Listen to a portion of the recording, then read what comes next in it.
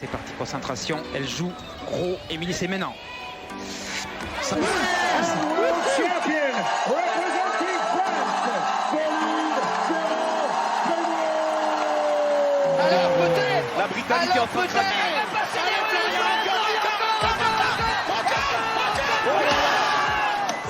C'est fini.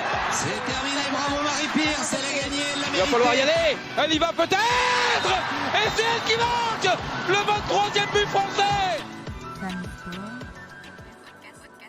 Bienvenue sur Femmes et Sport Podcast. Merci d'avoir répondu à notre invitation, Sarah et Myriam. Allô! Allô! Ben, merci de l'invitation. On est tellement contente d'être là aujourd'hui. C'était un plaisir de vous recevoir du Québec, du coup. Oui, du Québec, on a un bon décalage avec vous, je pense. Et oui, chez nous, il est 16h et chez vous, il est 10h? 10h, ouais. 10h, ok. Est-ce que vous seriez ok pour vous présenter un petit peu toutes les deux, ce que vous faites dans la vie, comment vous accompagnez les gens, tout ça? C'est moi en premier, mon Dieu, Oh. Myriam. Myriam Lacourcière, kinésiologue. Comment j'accompagne, de où je viens? Kinésiologue en maladie chronique présentement. En prévention et gestion des maladies chroniques pour le système de santé. Sinon, avant ça, j'ai fait beaucoup de performances. Donc, nous, c'est du CrossFit. J'imagine que vous l'avez... Oui, nous, c'est du... Enfin, chez nous, ça s'appelle le CrossFit. Ok. CrossFit, c'est pendant 4 ans. Avant ça, j'en coachais, puis je m'occupais de tous les athlètes qui en faisaient. Oui.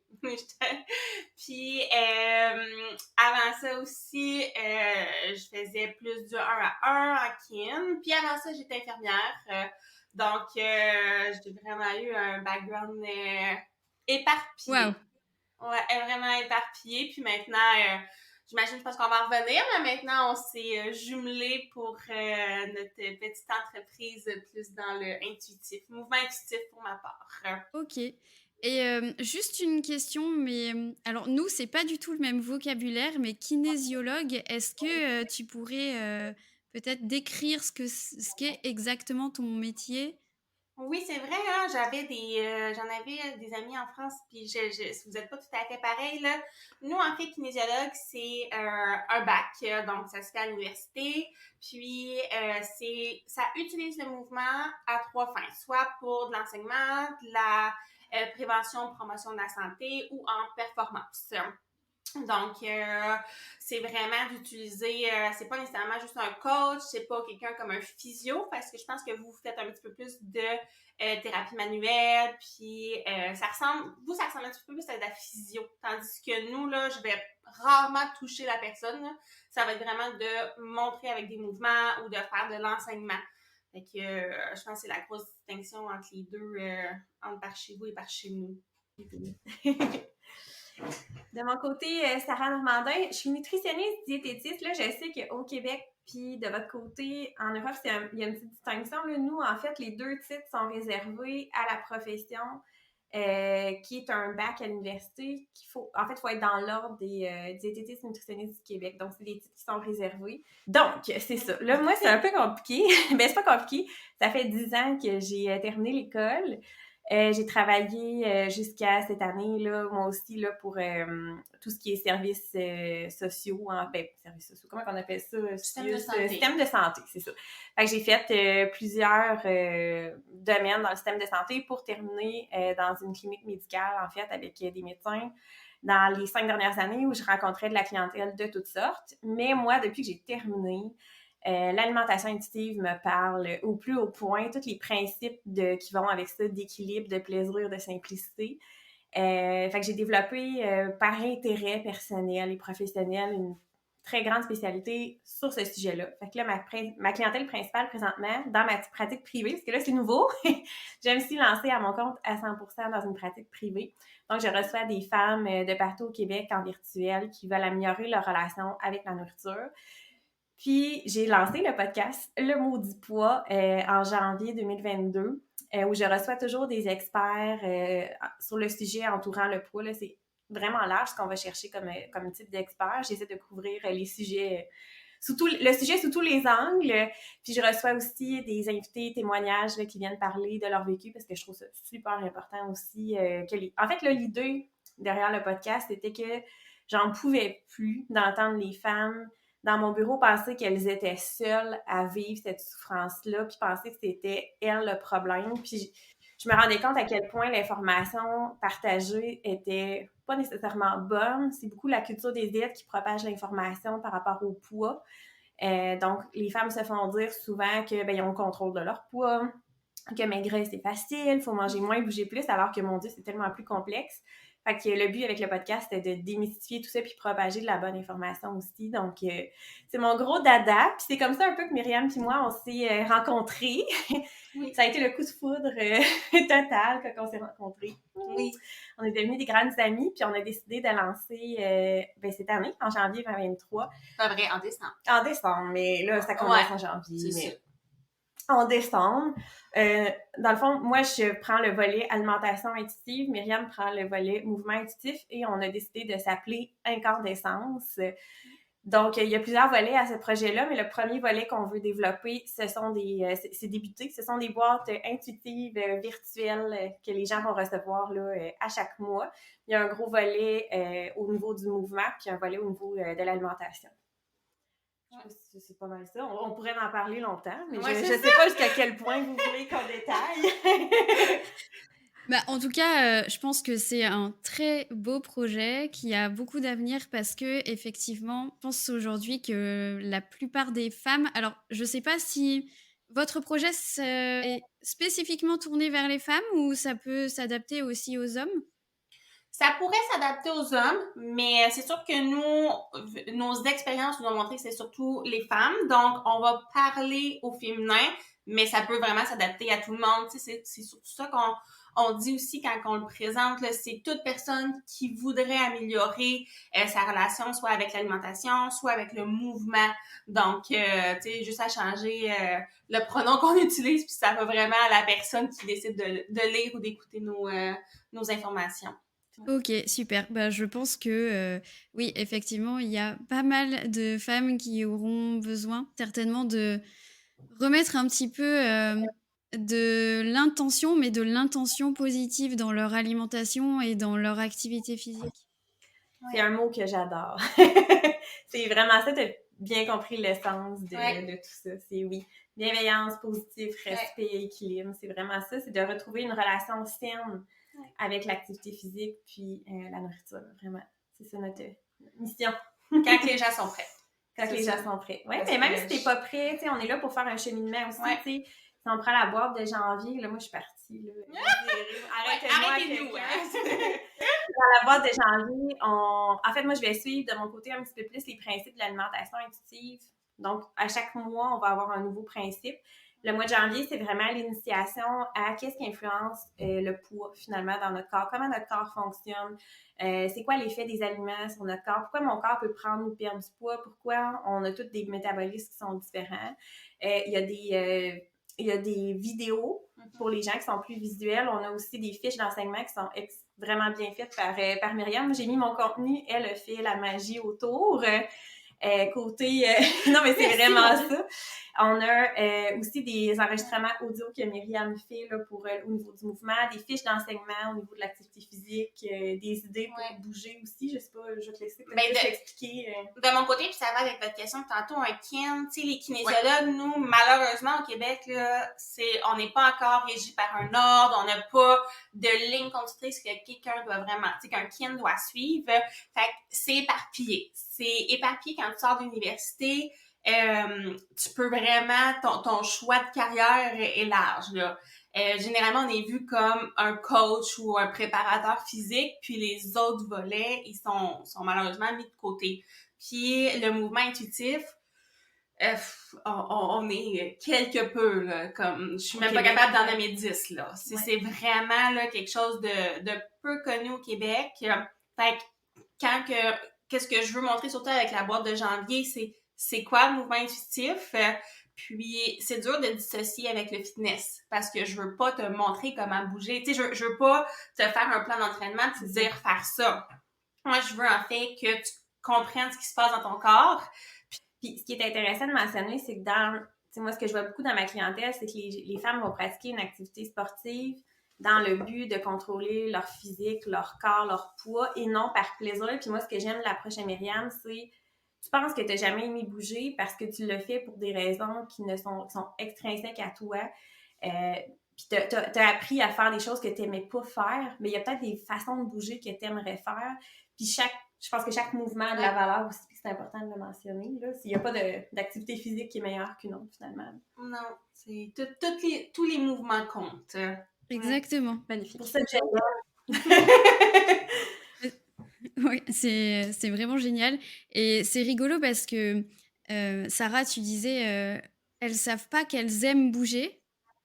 Ou je sais pas si c'est Myriam ou Sarah qui l'a dit, mais elles ne savent pas qu'elles aiment bouger parce qu'elles le font par obligation, pour contrôler leur poids, etc. Et c'est vraiment quelque chose que j'expérimente aussi avec les femmes que j'accompagne et avec Théla, du coup, l'accompagnement pour les femmes qui sont touchées par l'aménorrhée. Et vraiment, quand on essaye de déconstruire pourquoi elles pratiquent leur activité physique, est-ce que ça leur fait vraiment du bien? Eh ben, c'est là où ça coince. Et généralement, la plupart revoient leur manière de pratiquer leur activité physique, voire même revoient le sport qu'elles pratiquent. Et j'en ai qui ont complètement changé, leur sport, leur pratique, etc. Et c'est super chouette parce qu'on les voit s'épanouir dans d'autres domaines et sportifs, mais même d'autres domaines aussi de loisirs, parce que j'en ai qui se mettent du coup à faire de la photo, qui se mettent à jouer d'un instrument, etc. Au lieu de continuer à pratiquer de l'activité physique de manière compulsive, quoi. Ouais. On est dans une société d'apparence, puis la performance est reliée à l'image, tu sais. Fait que quand on remet ça en question avec les clientes qui n'ont jamais réalisé ça, qui n'en ont pas pris conscience, comme tu dis, ça donne des super belles choses. Les femmes se connaissent mieux aussi, puis c'est tellement plus sain, toute la charge mentale qui est associée à ça, là. Ça m'impressionne à chaque fois à quel point mes clientes me disent « Je réussis pas à perdre du poids, j'ai des rages alimentaires, c'est clairement un manque de motivation, je suis pas bonne, je me sens coupable. » Puis je suis comme « Mais vous vous entraînez devant votre télévision avec les programmes de diète 1 heure par jour, 5 jours par semaine, tu sais, c'est plus que ce que moi je fais en ce moment. Venez pas me dire que vous n'êtes pas motivé. » Mais c'est tellement ça le message qui se font endoctriner, si on veut, par notre société de culture de minceur, que s'ils réussissent pas, mais c'est de leur faute, alors que, mon Dieu, tu sais, on est loin de là. Puis moi, j'aimerais même ajouter le fait, tu sais, que surtout là, en janvier, c'est la hausse des programmes et des différents régimes diètes, là. Puis quand tu vas voir quelque chose, c'est toujours comme le plan d'entraînement pour avoir des plus belles fesses. Un plan d'entraînement pour avoir des abdos sculptés. Mais t'auras pas, tu vendras pas le plan d'entraînement pour réussir à aller monter une montagne, tu sais. C'est jamais dans le fonctionnel, là. On est toujours dans l'apparence physique, puis au lieu de vraiment voir comment on pourrait améliorer son corps. De toute façon, on peut pas vraiment avoir des abdos par un plan, là. Parle-moi pas avec les abdos. Ah, les abdos apparents, c'est quelque chose. J'ai eu un appel avec une femme que je suis et elle m'a raconté qu'elle avait été juste là confrontée à une influenceuse sur Instagram qui lançait une détox de 21 jours au sucre. Bien sûr, une influenceuse sportive en plus. Donc, je vous laisse imaginer les dégâts sur celles qui voient l'alimentation en noir et blanc, qui catégorisent les aliments et qui en plus se sentent pas forcément très bien dans leur corps. Oui, définitivement. Je pense que les gens se rendent pas compte quand ils sont au niveau être influenceur, toute la responsabilité qui vient avec ça, tu sais, c'est majeur, là. On joue beaucoup avec la santé des gens, la santé mentale, la santé physique. Mais c'est ça, ils le réalisent pas, puis c'est problématique. C'est pour ça que les professionnels de la santé, on essaie de se faire une petite place, nous aussi, pour essayer de contrebalancer le message un petit peu, puis limiter les dégâts, mais c'est pas évident. Non, et franchement, vous le faites bien. Alors Myriam, je suis un peu moins familière avec ton contenu, mais le podcast de Sarah est vraiment très chouette et très informatif. Et surtout, ce que je trouve, ce que je trouve dommage en fait sur les réseaux, c'est qu'il y ait un peu deux camps. Le camp de ouais, il faut perdre du poids, etc. On sait que c'est bon à la santé, nanana. Et de l'autre côté, mais non, il faut pas, etc. Et en fait, il y a juste tellement une nuance à avoir là-dessus. Et surtout, c'est la manière d'accompagner les gens qui fera que, j'ai pas envie de dire l'objectif, mais en gros, pour amener quelqu'un à aller mieux, à améliorer sa santé, etc., c'est tellement, il y a tellement de choses à prendre en compte en fait, et c'est tellement un chemin qui peut engendrer des effets négatifs. Et en fait, quand on voit les contenus sur les réseaux, sur les pertes de poids, etc., qui manquent cruellement de nuances et qui, je trouve malheureusement, n'informent pas assez les gens sur le fait que quand on se lance dans une perte de poids, c'est pas du tout quelque chose qui est anodin.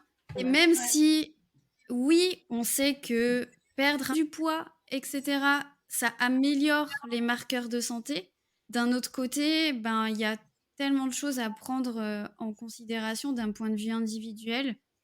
Et je trouve du coup que l'idée associer mouvement et alimentation, c'est une super idée parce que on se détache un peu d'une approche qui est trop centrée sur le poids et plutôt on essaye d'amener les gens à bouger plus par plaisir. Et voilà, et je pense que ça peut aider beaucoup, beaucoup. Oui, puis il y a une bonne nuance à apporter aussi. Souvent, ce que je dis aux gens, c'est oui, la perte de poids pourrait améliorer certains paramètres de santé, mais encore là, ça dépend de la méthode de perte de poids. Parce qu'on sait que si on fait une perte de poids via des régimes, des diètes, puis qu'on expérimente le poids en yo-yo, qu'on appelle, donc perte-gain, perte-gain, perte-gain, les effets sur la santé sont plus néfastes qu'un poids plus élevé de départ qui reste stable. Puis, il faut aller voir à quel endroit le gras a été perdu. Est-ce que c'est le gras qui est dans les organes, autour des organes, qui a été perdu? Là, oui, il va y avoir une amélioration des paramètres de santé, mais si on a perdu du gras autour des hanches ou des fesses, ça ne change pas grand-chose, en fait, là, sur la santé métabolique.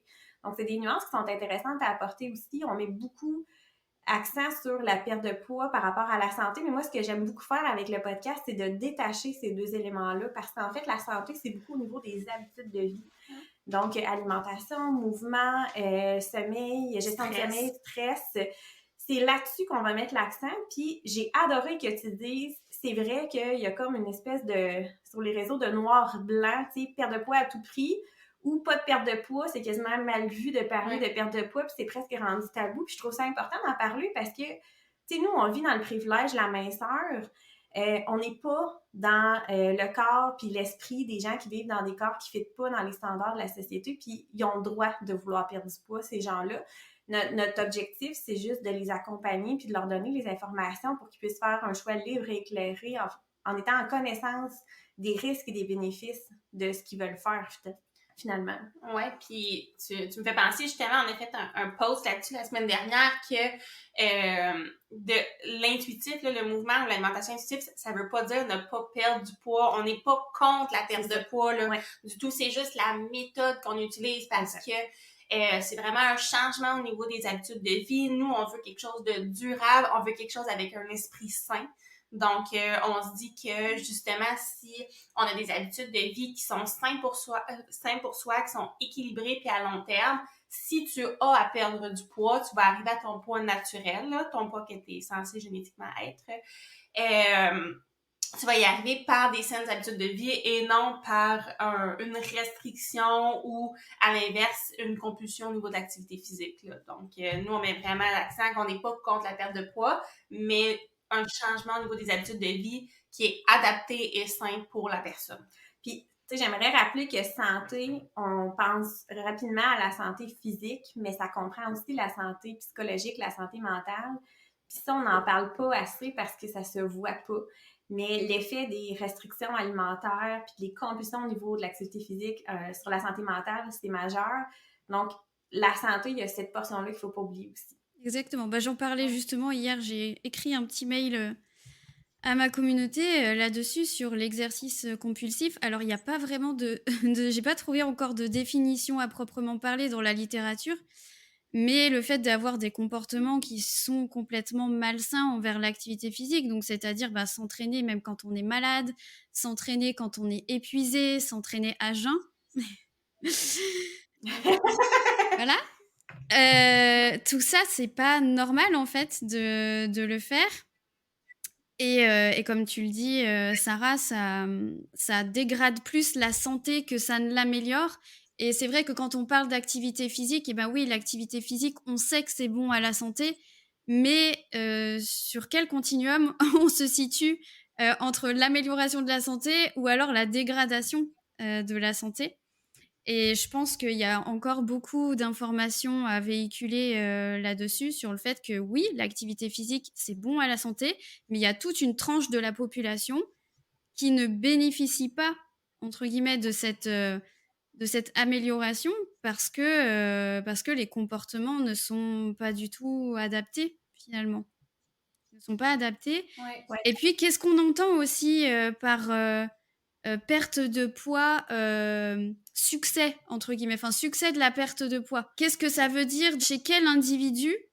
Et c'est surtout le fait de maintenir cette perte de poids sur le long terme sans être impacté négativement, effectivement, au niveau bien-être psychologique, parce que de ce qu'on sait, visiblement, ça varie beaucoup chez les individus. Mais ouais, c'est un très très vaste sujet, et on sait aussi que tout ce qui est autocompassion, c'est associé quand même à une protection au niveau, par exemple, du développement des troubles du comportement alimentaire. Donc effectivement, comme vous, je suis pas anti-perte de poids, mais par contre, comment c'est fait, avec quel individu, dans quel contexte, etc. Tout à fait. Puis je trouve ça bien qu'on en parle. Dans nos boîtes intuitives, justement, on a une section de la boîte qui est accordée à un journal pour prendre conscience de sa relation avec la nourriture, sa relation avec l'activité physique. Donc, on va aider les femmes aussi à se poser la question pour voir, réévaluer leur relation actuelle avec ce qu'elles font, puis apprendre à bien se connaître. Fait que c'est un point super intéressant que tu mentionnes aussi, là. C'est un élément qui est central de savoir où j'en suis présentement avant de prendre une décision pour poursuivre mon cheminement. Complètement. Alors du coup, on a préparé quelques questions. Nous, on est parti un peu loin. Oui. Donc sur Femmes et Sport, on a quand même une certaine tradition. C'est, si vous êtes d'accord, de nous raconter l'histoire de vos premières règles. Comment vous l'avez vécu? Est-ce que c'est un sujet qui est tabou finalement au Québec? En fait, je me demandais si, si la parole était beaucoup plus libérée chez vous que chez nous. Vas-y, je te laisse. Je laisse commencer. Je te laisse commencer, j'ai commencé avant. OK, moi c'est... est-ce que c'est tabou? Je sais pas, je pense qu'entre femmes, non. Mais moi, je viens d'une famille de 4 enfants, j'ai 3 frères, puis ma mère était hystérectomisée, ouais, c'est ça. Elle était opérée quand j'ai commencé mes premières règles, puis j'étais la plus tardive de mes amies au secondaire, là. C'est arrivé comme en secondaire 3, puis toute ma gang d'amis était menstruée, puis là, j'étais comme la seule qui l'était pas. J'en étais rendue à penser que peut-être que je n'allais jamais être menstruée, pas pouvoir avoir d'enfant. Là, il y avait comme un gros stress associé à ça. Puis je me rappelle que j'ai eu mes premières règles, je m'en allais dans une station de ski avec ma famille. J'étais toute habillée en soupe de ski, puis là, j'arrive dans les toilettes là-bas, puis là, bang, mes règles ont commencé. Fait que ça a commencé avec les grosses serviettes sanitaires, là, beaucoup trop épaisses, des petites machines à sous, là, c'était vraiment pas génial. Mais ce qui est drôle avec ça, c'est qu'après ça, étant donné que ma mère était plus menstruée, il y avait pas de produits sanitaires à la maison. Fait que je cachais mes produits sanitaires dans mes tiroirs de chambre pour pas que mes frères le sachent, parce que j'avais comme honte, c'est niaiseux, là. Maintenant, j'y repense, puis tu sais, j'enroulais ça dans du papier de toilette, puis je mettais ça au fond de la poubelle pour pas que mes frères le voient. Puis là, à un moment donné, mon petit frère l'avait trouvé dans mon tiroir, puis il avait dit « Hey, c'est comme maman l'avait quand j'étais plus jeune! » Puis là, j'étais vraiment, là, j'avais peur que les gars le sachent, là. C'était vraiment niaiseux pourtant, mais c'est ça. Bref, sans plus. Hey, on a tellement d'opposés, mon Dieu. Ah ouais? Toi, secondaire 3. Ouais, c'est tardif. C'est tardif. Moi, j'étais l'inverse. J'étais vraiment actif. J'avais 10 ans. J'étais tout jeune. Puis je me souviens être la première Puis moi, j'étais la première dans tout. Là. J'avais du poil, j'avais les seins qui commençaient, c'est ça. Ça a été, les symptômes venaient avec les menstruations. Puis tu vois, moi, j'ai des parents séparés, puis j'avais la femme à mon père et ma mère. Puis les deux, c'était comme... c'était pas nécessairement négatif, mais les deux voulaient m'enseigner les choses sur les menstruations, mais étaient comme un peu... Il y avait une certaine jalousie entre les deux de m'enseigner les choses, puis ils voulaient comme pas que l'autre me l'enseigne. Fait qu'au final, j'avais des drôles d'informations sur mes premières menstruations que j'allais avoir, fait que je l'ai dit à personne, les premières. Puis j'avais juste un petit kit qu'il m'avait préparé. Puis je me souviens avoir mis ça, puis j'avais ma grosse serviette. J'étais en 4e année, 5e année. Puis là, j'étais comme, mais qu'est-ce qui se passe? Je connaissais pas ça, on n'a pas eu de cours là-dessus. J'étais déboussolée. Puis en plus, moi, j'étais sportive, là, je faisais du sport plus haut niveau.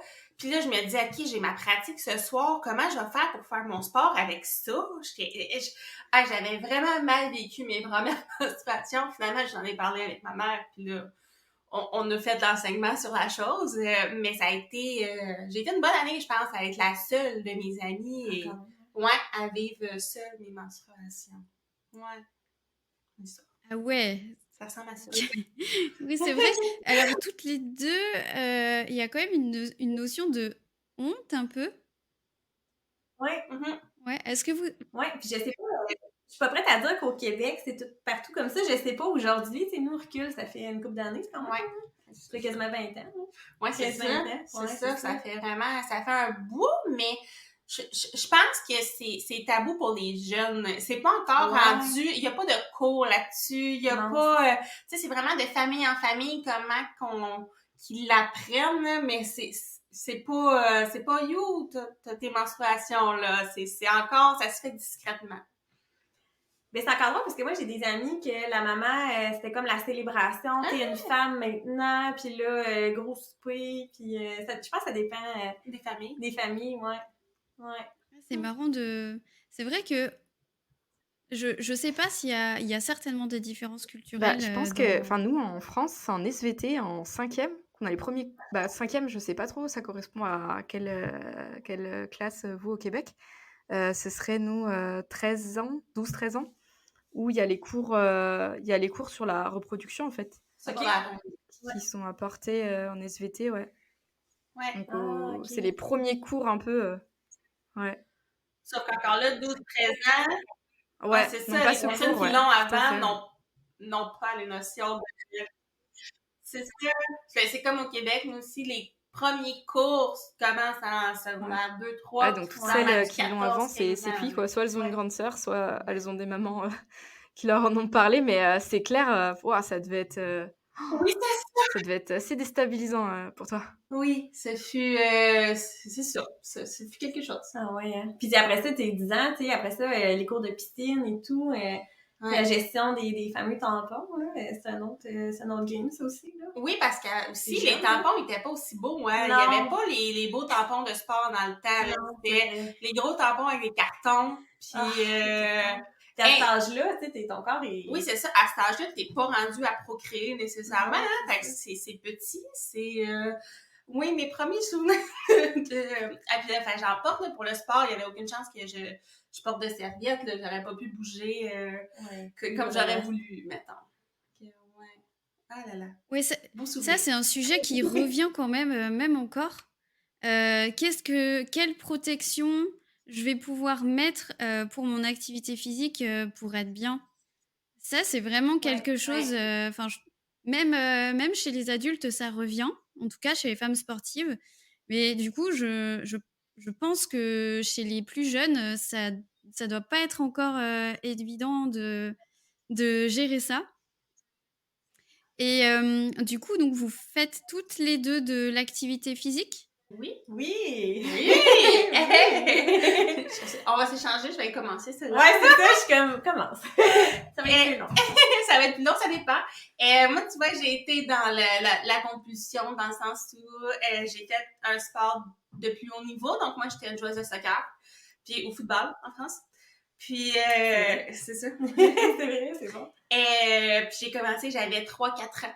Jusqu'à mes 24 ans. Wow. Puis, ouais. Puis vraiment, c'est le seul sport que j'ai fait durant, je pense, de mes 10 ans à mes 17 ans. C'était à tous les jours, 2 fois par jour. Puis c'était vraiment... J'étais dans un autre monde. C'était très intense. Puis, j'ai tombé à mes 23-24 ans où j'ai été obligée d'arrêter mon sport à cause de blessures. Fait que là, c'est un changement de vie, en fait, qui s'est passé. Et là, c'était de retrouver, je fais quoi? Là, est arrivé le CrossFit, qui va chercher beaucoup d'athlètes, d'ailleurs, là, beaucoup d'athlètes qui ont le souci de la performance, qui ont toujours été là-dedans, dans le très intense, là. C'est ce que j'ai vu, c'est ce que j'ai ressenti, là. On va vers le CrossFit parce que c'est quelque chose qui nous rejoint. Est-ce que c'est sain? Ça dépend. Ça dépend. Moi, je dirais que je l'ai pas fait sainement nécessairement. Puis après ça, je suis peu à peu tombée vers le intuitif de apprendre qu'est-ce que j'aime autre que le soccer, football, que le CrossFit. Qu'est-ce que j'aime, moi, Myriam? Puis là, je me suis dit, on enlève l'intense, on enlève la perte de poids. C'est pas facile de passer par ces chemins-là, de se demander, OK, mais tu fais pas ça pour perdre du poids parce que là, je veux pas... Moi, j'ai arrêté mon sport que je faisais tout le temps. Il y a une prise de poids associée à ça parce que je suis habituée de m'entraîner à tous les jours, puis là, je me ramasse à ne pas m'entraîner. Donc, c'était de trouver vraiment ce que j'aimais, ce qui était long. Puis, maintenant, je fais beaucoup de choses variées. J'essaye... J'expérimente, oui, puis je me dis, c'est mon objectif, moi, maintenant, dans l'activité physique, c'est d'essayer des nouvelles choses. Puis, si j'aime ça, tant mieux. Tu sais, le but, c'est que je sois active avec des choses que j'aime. Fait que là, je suis rendue à du pole fitness. Ouais, donc c'est vraiment un gros changement. Donc, je suis pas dans le pole fitness sexy, je suis dans le pole fitness vraiment plus avec des figures et tout sur la pole. J'ai commencé récemment, il y a la danse, j'ai essayé le ballet, j'essaye plein de petites choses vraiment autres que le yoga, autres que les sports d'équipe parce que c'est ce que je connais. Mais ouais, je suis relativement sportive, j'aime bouger, mais c'est encore de l'apprentissage de OK, je bouge, mais est-ce que je le fais vraiment pour moi? Pour quelle raison je le fais? Fait que c'est tout le temps ça que j'essaie de me poser, même après plusieurs années après avoir arrêté mon sport, là, c'est pas naturel encore chez moi de faire ça tout de suite pour les bonnes raisons nécessairement. Pas dissocier non plus bonnes et mauvaises raisons, là, mais vraiment, pour moi, les bonnes raisons, c'est de le faire pour moi parce que j'en ai envie, pas parce que je me sens coupable d'avoir mangé un biscuit, pas parce que j'ai pas bougé aujourd'hui. C'est vraiment, tu sais, des fois, même, je choisis, le matin, je me dis, je vais aller marcher aujourd'hui parce que j'ai pas marché hier. Après, je dis, non, je vais aller marcher parce que je veux aller marcher dehors avec mes chiens, parce que je vais penser à ma santé mentale. Fait que c'est dans l'apprentissage que je suis avec l'activité physique. Okay. En grosso modo. Version accélérée. Alors, j'ai quand même des questions. Déjà, est-ce que, si c'est OK pour toi d'aborder ça, bien sûr, est-ce que tu sais pourquoi tu as été blessée si jeune? Et du coup, si tu n'avais pas été blessée, est-ce que tu penses que tu aurais continué dans le soccer? Et comment tu as vécu? Alors, bien sûr, tu étais dans une équipe féminine, mais comment tu as vécu cette période de ta vie où tu étais finalement dans le sport de haut niveau féminin en tant que femme? Est-ce qu'il y a des choses qui te...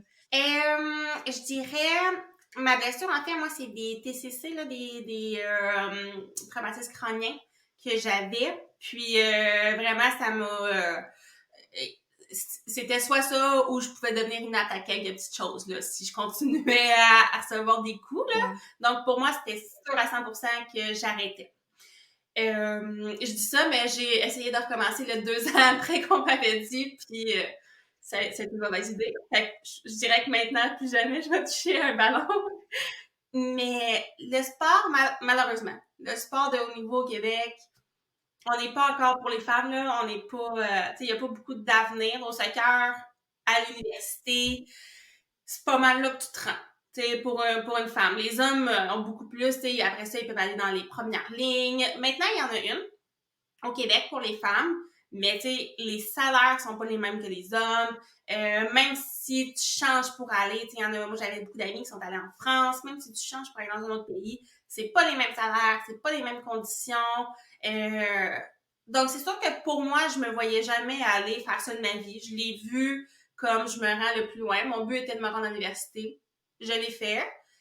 J'aurais continué pour le plaisir sûrement. J'aurais continué, il y a des ligues haut niveau, même adultes, là. J'aurais aimé ça, continuer ça. Tu fais pas de salaire, tu le payes à l'inverse, tu payes pour jouer. Mais j'aurais aimé ça dans le sens où c'était simple pour moi. Je me disais, je le fais parce que je l'aime, j'ai toujours connu ça, je suis bonne. Maintenant, après ça, quand tu te ramasses à ne plus pouvoir le faire, c'est autre chose. C'est de tomber de haut de tout ce que tu connais. Tu fais quoi? Fait que c'est après ça que le cheminement dans le je fais quoi que je suis encore dedans. Donc, puis dans mes boîtes intuitives, je fais le parallèle. J'en parle aussi beaucoup parce que j'ai cette expérience-là. J'ai l'expérience du comportement compulsif en activité physique, du trouble alimentaire aussi qui est venu avec. Puis j'étais athlète et je suis plus. Donc, j'essaie de mettre ça pour les femmes aussi qui passent par là. De un, tu n'es pas seule. Et de deux, comment faire, pour gérer ça. Donc, Ouais. ça ressemble à ça. C'est hyper intéressant.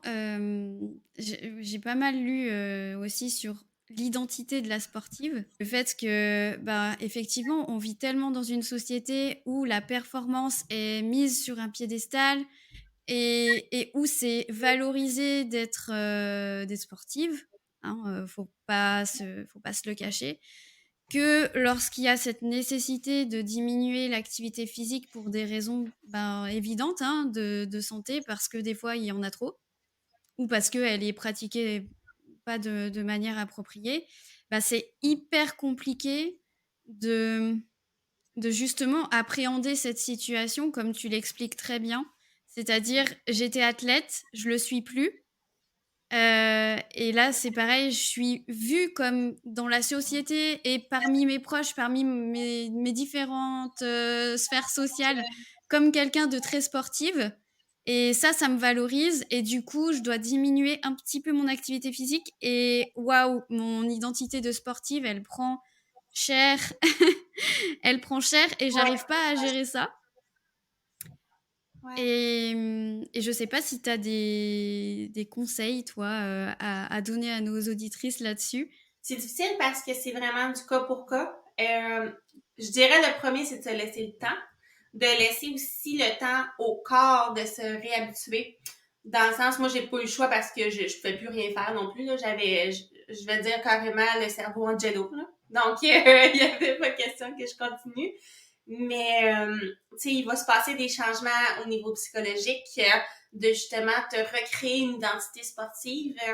Puis, tu sais, comme tu dis, j'ai été athlète, je suis plus athlète, faut que je me retrouve là-dedans. Puis en même temps, mon corps, c'est sûr qu'il va subir des changements. Je veux dire, je travaille plus les muscles comme je les travaillais, j'ai pas la même dépense d'énergie, puis faut que je trouve maintenant ce que j'ai besoin. Donc, le conseil, c'est facile à dire, puis difficile à faire, mais c'est de s'écouter là-dedans. C'est peut-être d'aller chercher de l'aide. Donc, l'aide psychologique, on n'en parle pas assez, là, mais au niveau de l'activité physique, là, souvent, c'est un bon allié d'aller chercher OK, pour moi, c'est quoi mes déclencheurs? C'est quoi qui va m'aider à passer au travers de ça?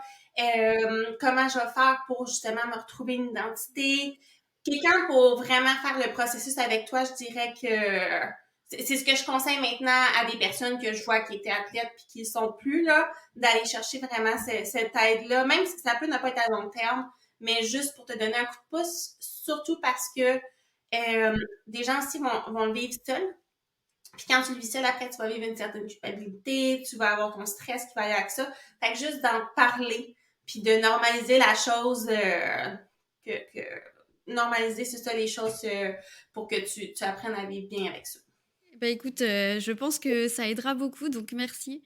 Et c'est vrai que c'est quelque chose évidemment que je conseille, une psychothérapie, ou au moins une aide, adaptée à ce niveau-là parce que, c'est tellement complexe. En fait, il faut se reconstruire ou se construire tout court. Mhm. Se construire tout court et comprendre que, le sport, c'est génial, mais ça peut être génial de plein de manières différentes. Et ouais, c'est chouette, mais la vie, ce n'est pas que le sport. Et même quand on est dans Mm. le haut niveau, enfin, je veux dire, ou même quand on pratique, le sport de compétition et cetera, pas forcément dans le haut niveau, mais quand on adore le sport, il faut aussi se connaître à côté et on est plus que des sportives. On est des personnes, on est des femmes. Je dis femmes, mais Ouais. voilà. Mais voilà, qui on est à côté de ça, qui on est avec nos amis, avec nos proches, nos loisirs, nos autres compétences finalement. Et je trouve que on n'en parle pas assez, mais le côté psychologique de l'identité de la sportive, c'est un gros chemin aussi à faire. Et attends, tabou parmi les tabous, la commotion cérébrale, enfin, Je- Oui. dans les blessures les moins reconnues. Ouais. Ça n'a pas dû être simple pour toi aussi, donc déjà merci d'ouvrir le sujet là-dessus, Ouais. en tant que kiné et en ayant moi-même eu une. Ça a été très compliqué, la reconnaissance, et j'espère que tu as été bien Ouais. accompagnée. Et effectivement, c'est vraiment subir une décision que l'arrêt du sport qui t'a été imposé, quoi. Donc merci d'avoir bien voulu nous partager cette expérience-là. Ouais. Ah, ça fait plaisir. Si ça peut en aider d'autres. La commotion cérébrale, elle se voit pas nécessairement aux yeux des autres, hein, mais tu te perds. Tu n'es plus. Et personne ne c'est voit. ça, tu Et souffres. je pense ailleurs. qu'avant qu'on t'impose cette décision, tu as dû traverser beaucoup de choses. Déjà, ça veut dire qu'à un moment donné, tu en as parlé, mais j'ose même pas imaginer combien de mois tu as dû passer toute seule avec ça. Et voilà, c'est vraiment bien que tu en parles, et j'espère que ça ouvrira le débat pour certaines personnes.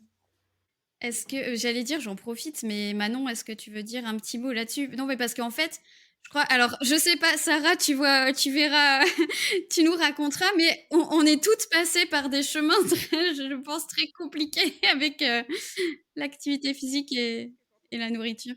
Quand on prend la parole sur un sujet comme ça, c'est aussi parce que, en tant qu'humaine, au-delà de la profession qu'on fait, c'est-à-dire de vouloir être au service des autres, en tout cas de faire en sorte d'aider les personnes à vivre mieux, toutes chacune dans notre domaine d'expertise, on reste des humains et il nous arrive des choses, et les trajectoires qu'on a eues en tant que jeune humaine, genre adolescente, nous amènent aussi à faire des choses un peu plus tard, par exemple sur les troubles alimentaires.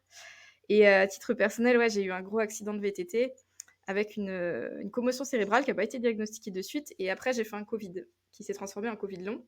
Et là, j'ai expérimenté un néant cérébral. Je me suis perdue, mais vraiment, et pendant plus d'1 an et demi, j'ai mis du temps à mettre des mots sur ce qui se passait, mais je me réveillais sans reconnaître l'endroit où je me réveillais.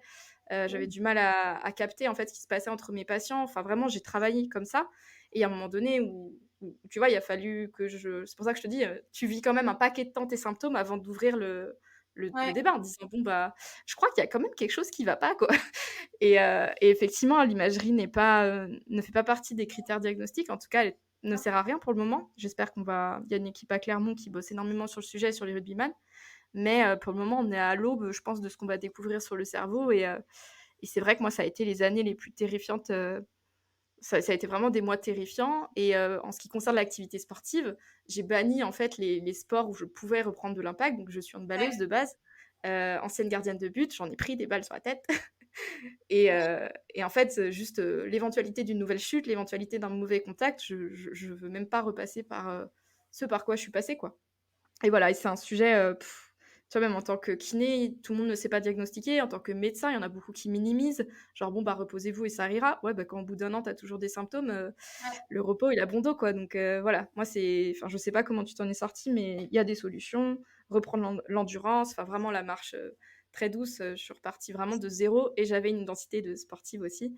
Donc voilà, ça fait beaucoup écho, et je pense qu'on est plus d'une. Et comme tu l'as dit aussi, de passer de sportive élite, il y a une vie après. Et j'espère qu'au Québec, les institutions accompagnent un peu mieux leurs élites qu'en France. Et encore en France, il y a des choses qui commencent d'être mises en place, mais c'est toute une construction identitaire que tu as quand tu es plus jeune. Tu fais tellement de sacrifices pour être au haut niveau. Et au moment où ça s'arrête, waouh, mais qui suis-je? Que fais-je de ma vie? Comme tu dis, tu te reconnais, tes semblables te connaissent. C'est Barbara aussi qui disait ça. Tu es reconnue en tant que sportive par les tiens. Donc au moment où tu dois réduire l'activité pour une raison de santé, bah, qui suis-je? Que fais-je? Et voilà, toutes ces problématiques sur l'identité. Donc ouais, c'est important d'en parler. Voilà, les commotions cérébrales ne sont pas à traiter à la légère, les symptômes doivent être connus, il faut continuer de consulter jusqu'à ce que quelqu'un vous prenne au sérieux parce que ça peut être vraiment plus grave, il y a le syndrome du double impact. Bref, il y a beaucoup de choses et c'est pas à négliger et ça peut mettre en jeu votre santé au point d'en mourir. Donc non, la commotion cérébrale, c'est très sérieux et tout le monde devrait se former. Voilà. C'est vraiment bien dit. Oui, vraiment. J'ai bien fait de poser la question, du coup. Ah, mais tu sais, c'est toujours la difficulté, t'en parles pas, c'est encore récent, tu vois, ça même pas... ça... L'an dernier, j'étais encore avec ça, donc c'est assez récent pour moi et j'ai du mal à en parler au premier venu, entre guillemets, donc dans un podcast, c'est une super idée. Mais ça permettra d'aider des gens, j'en suis certaine, mais vraiment de... Tu vois, j'avais tellement minimisé mes symptômes, je disais pas à mes parents ce qui se passait, je vivais seule aussi. Donc, tu vois aussi, cette perte de repères, déjà, il faut un petit paquet de temps avant que toi, tu t'en rendes compte. Et ouais, c'est au moment où je prenais plusieurs fois ma douche de suite, où je savais pas si j'avais mangé. Enfin, vraiment, j'avais plein de symptômes tellement bizarres. Je me disais, je deviens complètement tarée, des troubles du sommeil. Mais alors, 1 an de troubles du sommeil non récupérateurs. La mélatonine, je pense, m'a sauvée d'un très mauvais pas à un moment donné, et j'en suis devenue phobique même de dormir, quoi, de pas dormir en l'occurrence. Enfin bref, tellement de conséquences en fait sur des piliers aussi simples que le sommeil, qui faisait qu'en fait ça empire l'état, ça empire ton état, et un professionnel de santé peut déjà donner des conseils sur le sommeil en fait. Donc vraiment pour toutes celles qui nous écoutent et qui auraient des issues à ce niveau-là, quelconque, je sais pas. En tout cas, si ça fait écho, faut vraiment pas hésiter, soit à nous écrire sur Femmes et Sport. On arrive à répondre à peu près à tout le monde, pas forcément tout de suite, mais on essaye. Et vraiment, faites-vous accompagner, parlez-en à votre médecin, parlez-en à vos parents si vous êtes plus jeune. Je regrette de ne pas en avoir parlé plus tôt. D'un côté, ils étaient loin, et bref. Les choses sont comme ça, mais vraiment, j'ai cru que j'allais perdre une partie de moi, et j'ai cru que je la retrouverais jamais. Et voilà, c'est un vrai parcours du combattant, et je suis très engagée sur les commotions cérébrales, du coup. Oui, c'est tellement des impacts à long terme. Je suis certaine que tu en as encore, on est des années plus tard, puis il y en a qui vont me rester à vie. Là. Je suis restée avec des tremblements, avec du bégaiement, je suis restée...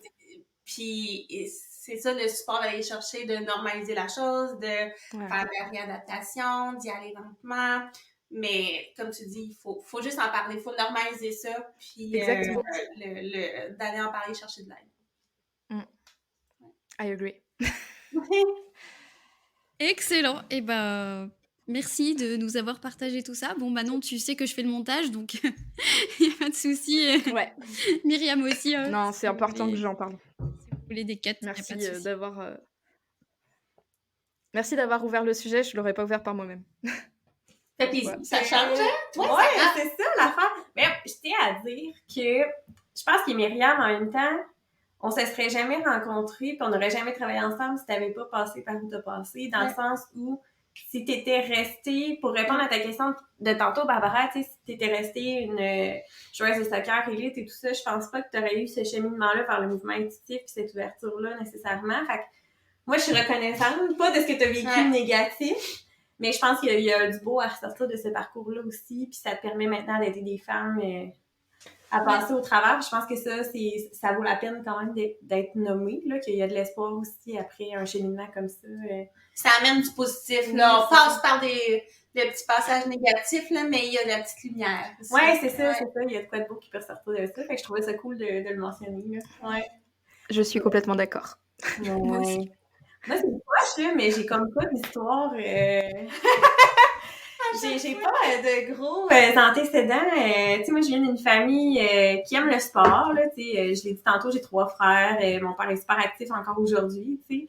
Mais, puis les autres sont plus dans l'orgueil, la performance, mais ça n'a jamais été, moi, des gros sports d'équipe. J'ai jamais été bonne dans les sports d'équipe non plus. Moi, mon sport, ça a été depuis le jeune âge. Après plusieurs expériences, là, c'est la danse. Puis c'est super sain, là. Tu sais, c'était pas... je fais du ballet encore aujourd'hui, du jazz, du contemporain, mais c'est pas... je suis pas allée dans des écoles très strictes et tout. Là, c'est vraiment dans le loisir. Fait que le plaisir a toujours été au cœur de mes types de sports.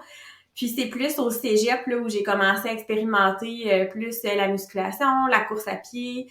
J'ai fait du sport pour des mauvaises raisons, comme tout le monde aussi. Entre autres, la course à pied, je déteste tellement ça, mais tellement ça.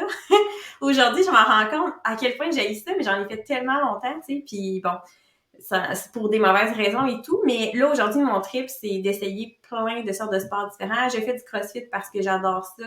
Mais j'en fais comme une fois de temps en temps au travers de ski de fond, au travers de ma danse, qui ça, c'est la chose qui reste stable, au travers de yoga, fait que j'ai du temps. Je manque de temps parce que je veux comme trop essayer de choses, mais mon trip, c'est de sortir de ma zone de confort, puis c'est ça que je trouve beau dans le sport, ça m'a tellement donné confiance, puis juste toute la musculature que ça donne. Après ça, c'est super niaiseux, mais un bout de temps, j'ai vécu dans le bois, chauffé avec mon bois, tout ça, puis là, il fallait que je rentre mes bûches toute seule la fin de semaine, puis quand j'ai commencé mon CrossFit, je me disais, c'est tellement agréable, je suis capable de monter mes bûches toute seule, tu sais, puis j'ai vraiment plus de force. Fait que c'est vraiment plus pour tout ce niveau-là que je trouve ça intéressant. J'aime marcher avec mon chien parce qu'il trippe, mais marcher toute seule, j'aime ça, tu sais. Fait que...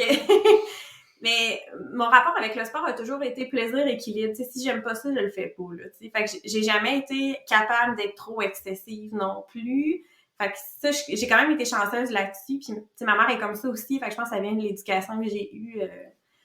heureusement, là, finalement, là, mais j'ai appris à aimer le sport, mais sans être dans l'extrême. Fait que, tu sais, là-dessus, je suis super reconnaissante et je suis chanceuse mais je pense que c'est important de le mentionner que c'est possible aussi, je pense, d'avoir un équilibre, puis c'est normal de pas tout aimer. Tu sais, moi, il y a plein d'affaires que j'aime pas dans le sport, mais j'aime beaucoup bouger.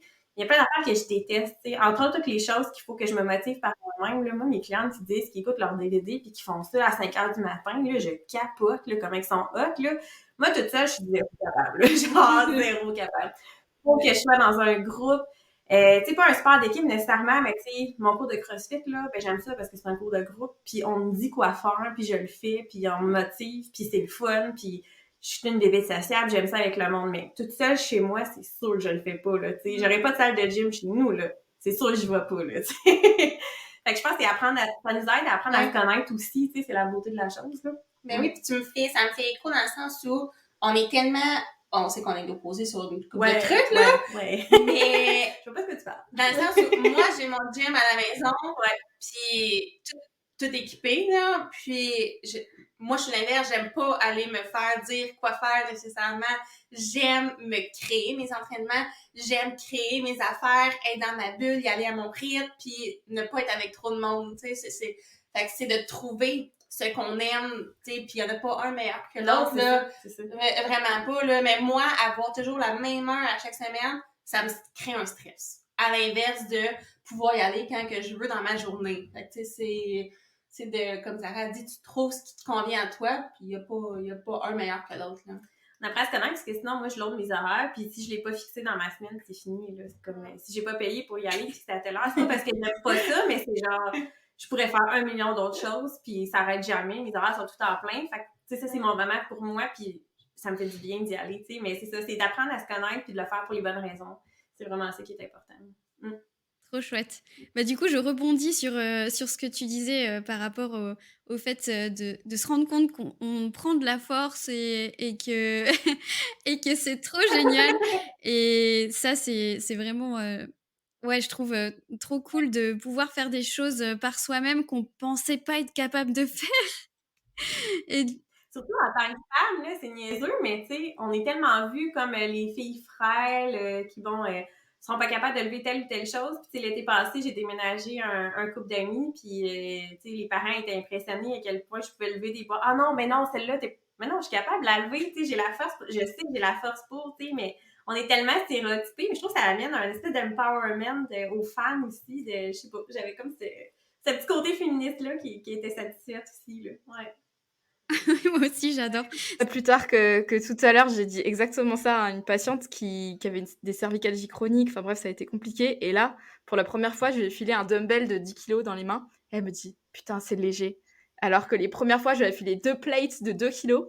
Et elle faisait, tu vois, juste Ouais. des levées bras tendus. Et elle était au bout de sa vie. Et là, j'ai dit, vous vous souvenez de la première séance? Elle me dit, mais c'est trop génial, mes sacs de course, je les porte toute seule. Je peux porter des piles d'assiettes, ça tremble même pas. Et c'était tellement chouette parce que du coup, dans sa fonctionnalité à elle et dans son quotidien, juste ça avait du sens de soulever des choses. Et la première fois où tu mets quelqu'un sous une barre et qu'elle sort de là, elle est toute heureuse parce qu'elle dit j'ai fait ça moi. Bah ouais, Ouais. vous avez fait ça. Et vous l'avez super bien fait. Et en fait, c'est trop bien parce que dans la vie de tous les jours, ça vous rend plus résilient, ça vous rend en meilleure forme. Et là, tu donnes du sens. Et c'est trop chouette. Donc, ouais, complètement. Je t'imagine rentrer ton bois et ce sentiment satisfaisant que ça devait être. Ouais, c'est excellent. Il y a encore un certain discours, je pense, entre le changement de force chez les femmes par rapport aux hommes. Mais en fait, Ouais. non, vous êtes complètement capable de gagner autant de force que les hommes, en bien sûr toute autre chose comparable. Donc, Non, puis surtout, on n'est pas obligé de faire de la muscu pour avoir des beaux fessiers, quoi. Non, On peut aussi vouloir soulever des grosses bûches pour l'hiver. Voilà. Non, mais là, en ce moment, j'essaie de faire le soulevé de terre. Et en fait, du coup, c'est un de mes collègues qui m'a accompagnée. Moi, ça fait partie de ma réhab post-commotion. En fait, la musculation, j'avais jamais goûté à ça, jamais goûté au bar. Et en fait, j'ai pris goût parce que déjà, tu progresses et que ça m'a fait énormément de bien. Et mon objectif, c'est, les barres commencent à dépasser le poids de mes collègues hommes. Donc en fait, dès qu'ils m'embêtent un peu, je dis bon, c'est qui sous la barre là? En fait, c'est super satisfaisant de se dire waouh, c'est vrai que ça commence à être sympa. Ce qu'on peut soulever, ça commence d'être sympa, comme tu dis, de pouvoir faire un déménagement sans s'inquiéter de quoi, comment, de savoir que tu as des copines du CrossFit qui vont pouvoir t'aider à soulever ta machine à laver. Tu dépends d'aucun mec. Pour déménager, tu as juste besoin d'appeler ton groupe de WOD pour aller chercher. C'est trop cool, quoi. C'est hyper satisfaisant, j'imagine, comme sentiment. Vraiment, puis il y a tout l'aspect encore là sur l'apparence. Je me rappelle une collègue qui m'avait dit, j'ai eu une collègue adepte de CrossFit qui m'avait dit, moi j'étais au gym, puis là, elle était comme pas dans un groupe de CrossFit cette fois-là, elle était allée dans un gym ordinaire, puis il y a un homme qui a fait le commentaire comme quoi, tu devrais pas t'entraîner autant en musculation, c'est pas beau, t'es trop musclé. Être trop musclé pour une femme, tu sais, encore là, on est dans les stéréotypes de dire, mais voyons donc, tu sais, on est beaucoup plus que juste un corps, là, tu sais, voyons, je peux-tu être comme je veux, puis je peux avoir la masse musculaire que je veux pour les raisons que je veux. Mon objectif de femme n'est pas de te plaire, là. Ma fonction de femme n'est pas te plaire, en fait. Tout simplement. Ça fait très féministe, mais ouais, on n'est pas juste des fessiers posés sur, Non, c'est ça. sur des faux ciliaques. Oui, c'est ça, exactement. Fait que je pense qu'il y a un travail à faire de ce côté-là aussi, tu sais, encore là, les maudites normes sociales de beauté qu'on parle souvent et de minceur, mais il y a ça maintenant pour le fitness aussi, puisque le fitness est rendu tellement populaire, même sur les réseaux, mais ça prend un tel type de shape, tu sais, tu fais ça justement, puis je commence à le voir chez les adolescentes, puis ils vont s'entraîner au gym pour avoir des fesses vraiment plus grosses, un petit peu plus comme les Kardashians là, qui veulent aller chercher les fessiers vraiment développés, mais tu sais, ça sera pas pour des raisons santé. Ouais, plus positives, disons. Là. Non, mais les bonnes raisons que vous citiez juste avant, quoi. Ouais, moi, sans dire bonne ou mauvaise raison, c'est vraiment, tu fais pas ça dans une question optique de santé ou quoi que ce soit, tu fais vraiment ça dans l'optique physique, apparence, là. Ouais. Puis on s'entend que, oui, ben, c'est malsain à long terme parce qu'un physique, ça change. Que tu le travailles de la même façon, mais dans le long terme, ça va changer parce que ton corps, ton sommeil va changer, ton stress va changer, ton alimentation va changer. Tu peux pas garder quelque chose à long terme.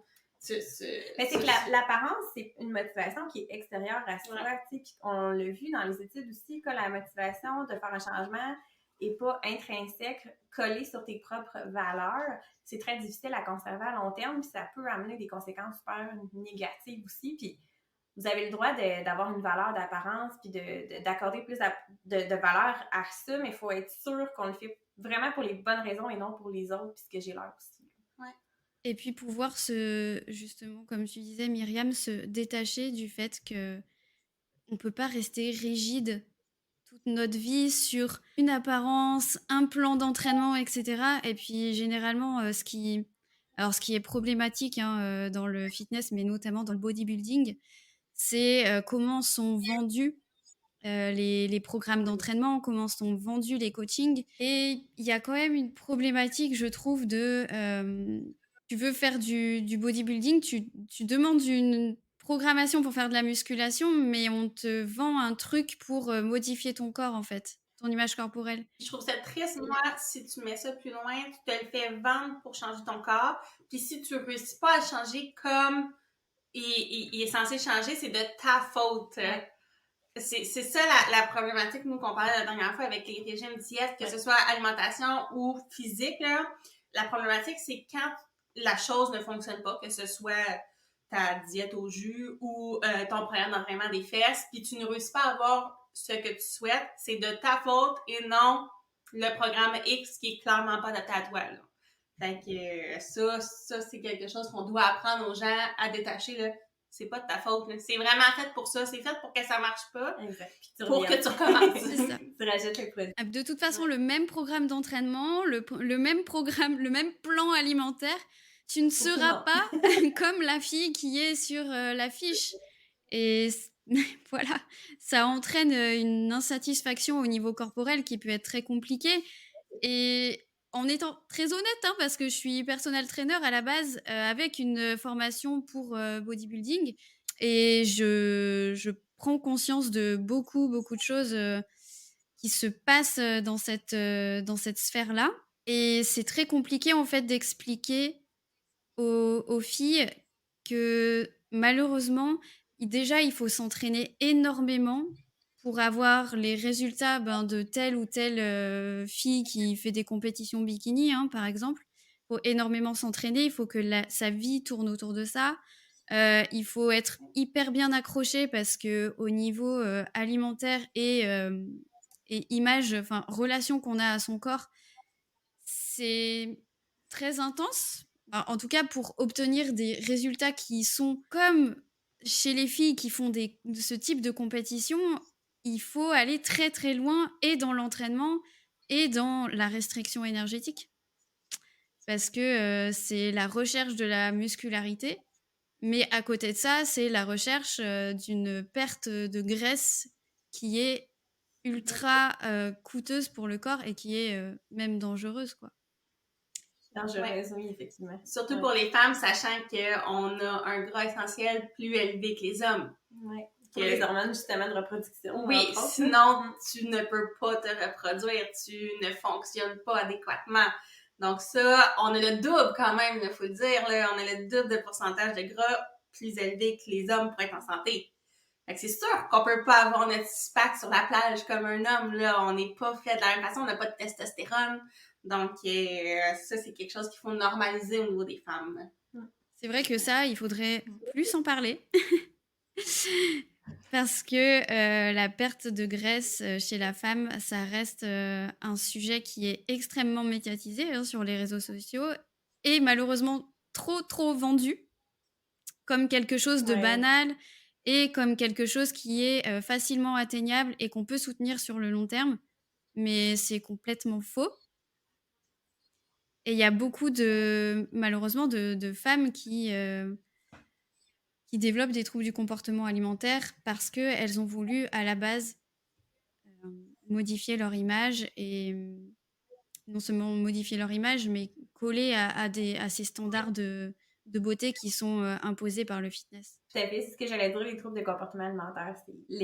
Ça doit être tellement fréquent là, dans ce domaine-là. Là, puis c'est beaucoup de modifications alimentaires, mais qui vont marcher à court terme, mais qui pourront pas être soutenues à long terme, ou en tout cas, s'ils sont soutenus à long terme, vont être dangereuses pour la santé tout court, là, parce que c'est pas maigreur, minceur n'égale pas plus en santé. Puis ça aussi, c'est un autre mythe qui est important à défaire et qu'on pourrait parler donc bien longuement, là, mais j'y accorde beaucoup d'importance dans le podcast aussi parce que c'est trop intégré chez les gens. Là. C'est dans les principes de la grossophobie, là, ça aussi, on pourrait en parler longtemps, là, mais ouais, je sais pas de votre côté, je pense que c'est peut-être moins développé la sensibilisation de ce côté-là. En France, je crois que c'est plus compliqué un petit peu. Là. Alors, au Québec, on commence à en parler plus. Là. Vas-y, Barbara. Je réfléchis quand même à ce que je vais, à ce que je vais dire d'intelligent. Euh, je pense qu'au Québec, oui, vous avez plus de sensibilisation à ce sujet. En Puis France, encore, il en manque beaucoup, là. Mais ouais, ouais, c'est en ça. France, en fait, grossophobie, alors c'est mon ressenti, hein. Donc ça, c'est un avis personnel, mais en France, j'ai l'impression que grossophobie, c'est égal à euh, normaliser l'obésité et voire Mhm. même soutenir le fait qu'il y ait des personnes qui sont obèses et qui ne veulent pas essayer de perdre du poids, etc. Donc ça, c'est... On entend beaucoup au Québec de ça aussi, là. Ouais, malheureusement. On n'est pas encore loin là-dessus, là. Dans le domaine médical, là, c'est encore très, très présent aussi, là. On l'entend.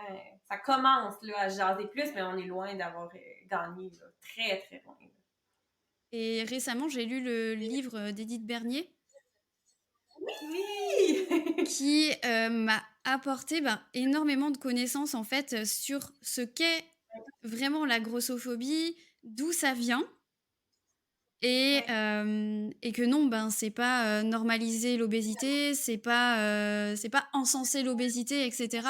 Pas du tout, c'est juste que il y a toute une partie de la population qui est rejetée à cause de son poids et ça ne devrait pas, en fait. On ne devrait pas pouvoir rejeter quelqu'un sur son image corporelle, sur tout ça. Et je sais pas ce que t'en penses, enfin ce que vous en pensez. Mais Ben oui, c'est vraiment ça. Puis c'est de dire aussi, ces gens-là, dans le fond, ce qu'ils demandent, c'est juste d'être respectés au même titre que tout le monde. Tu sais, c'est la base, là. C'est de pas se faire juger puis mépriser à cause de leur format corporel qu'on associe donc bien à la santé. Puis là, ce qu'on est en train de se rendre compte, c'est que poids et santé, il y a des distinctions à faire. Il y a des gens qui sont minces, qui sont pas en santé. Il faut aller voir dans les habitudes de vie. Puis on est qui comme population pour juger quelqu'un par rapport à son image corporelle? Tu sais, on n'a aucune idée de son état de santé en la regardant comme ça. Puis à quel point on accorde la valeur à la santé aussi. Tu sais, c'est comme le gold standard d'être en santé. C'est vu comme la belle affaire, mais tu sais, c'est personnel à chacun, la valeur de santé. Puis on devrait pas être jugé par rapport à ça. Tu sais. Fait que il y a vraiment plusieurs couches de profondeur dans la grossophobie, mais à la base, ce qui est important de retenir, c'est que ces gens-là ont le droit au même respect, puis on doit... Même soin. On a le droit de vivre là, tout simplement. Ils ont le droit au même tout. Tu sais, Même moi, accessibilité. c'est ça, j'allais dire, moi-même accessibilité. Les vêtements de sport devraient être accessibles à toutes les formes.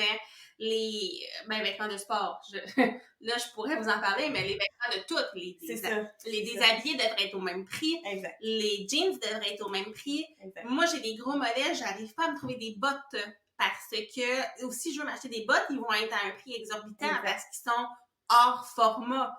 Donc, puis je veux dire, je suis pas si hors format, là. Donc, une personne qui est vraiment en surpoids n'a pas les mêmes droits, n'a pas les mêmes accessibilités. C'est ça que la grossophobie veut dire, c'est d'avoir ces mêmes-là, d'avoir le même pied d'égalité.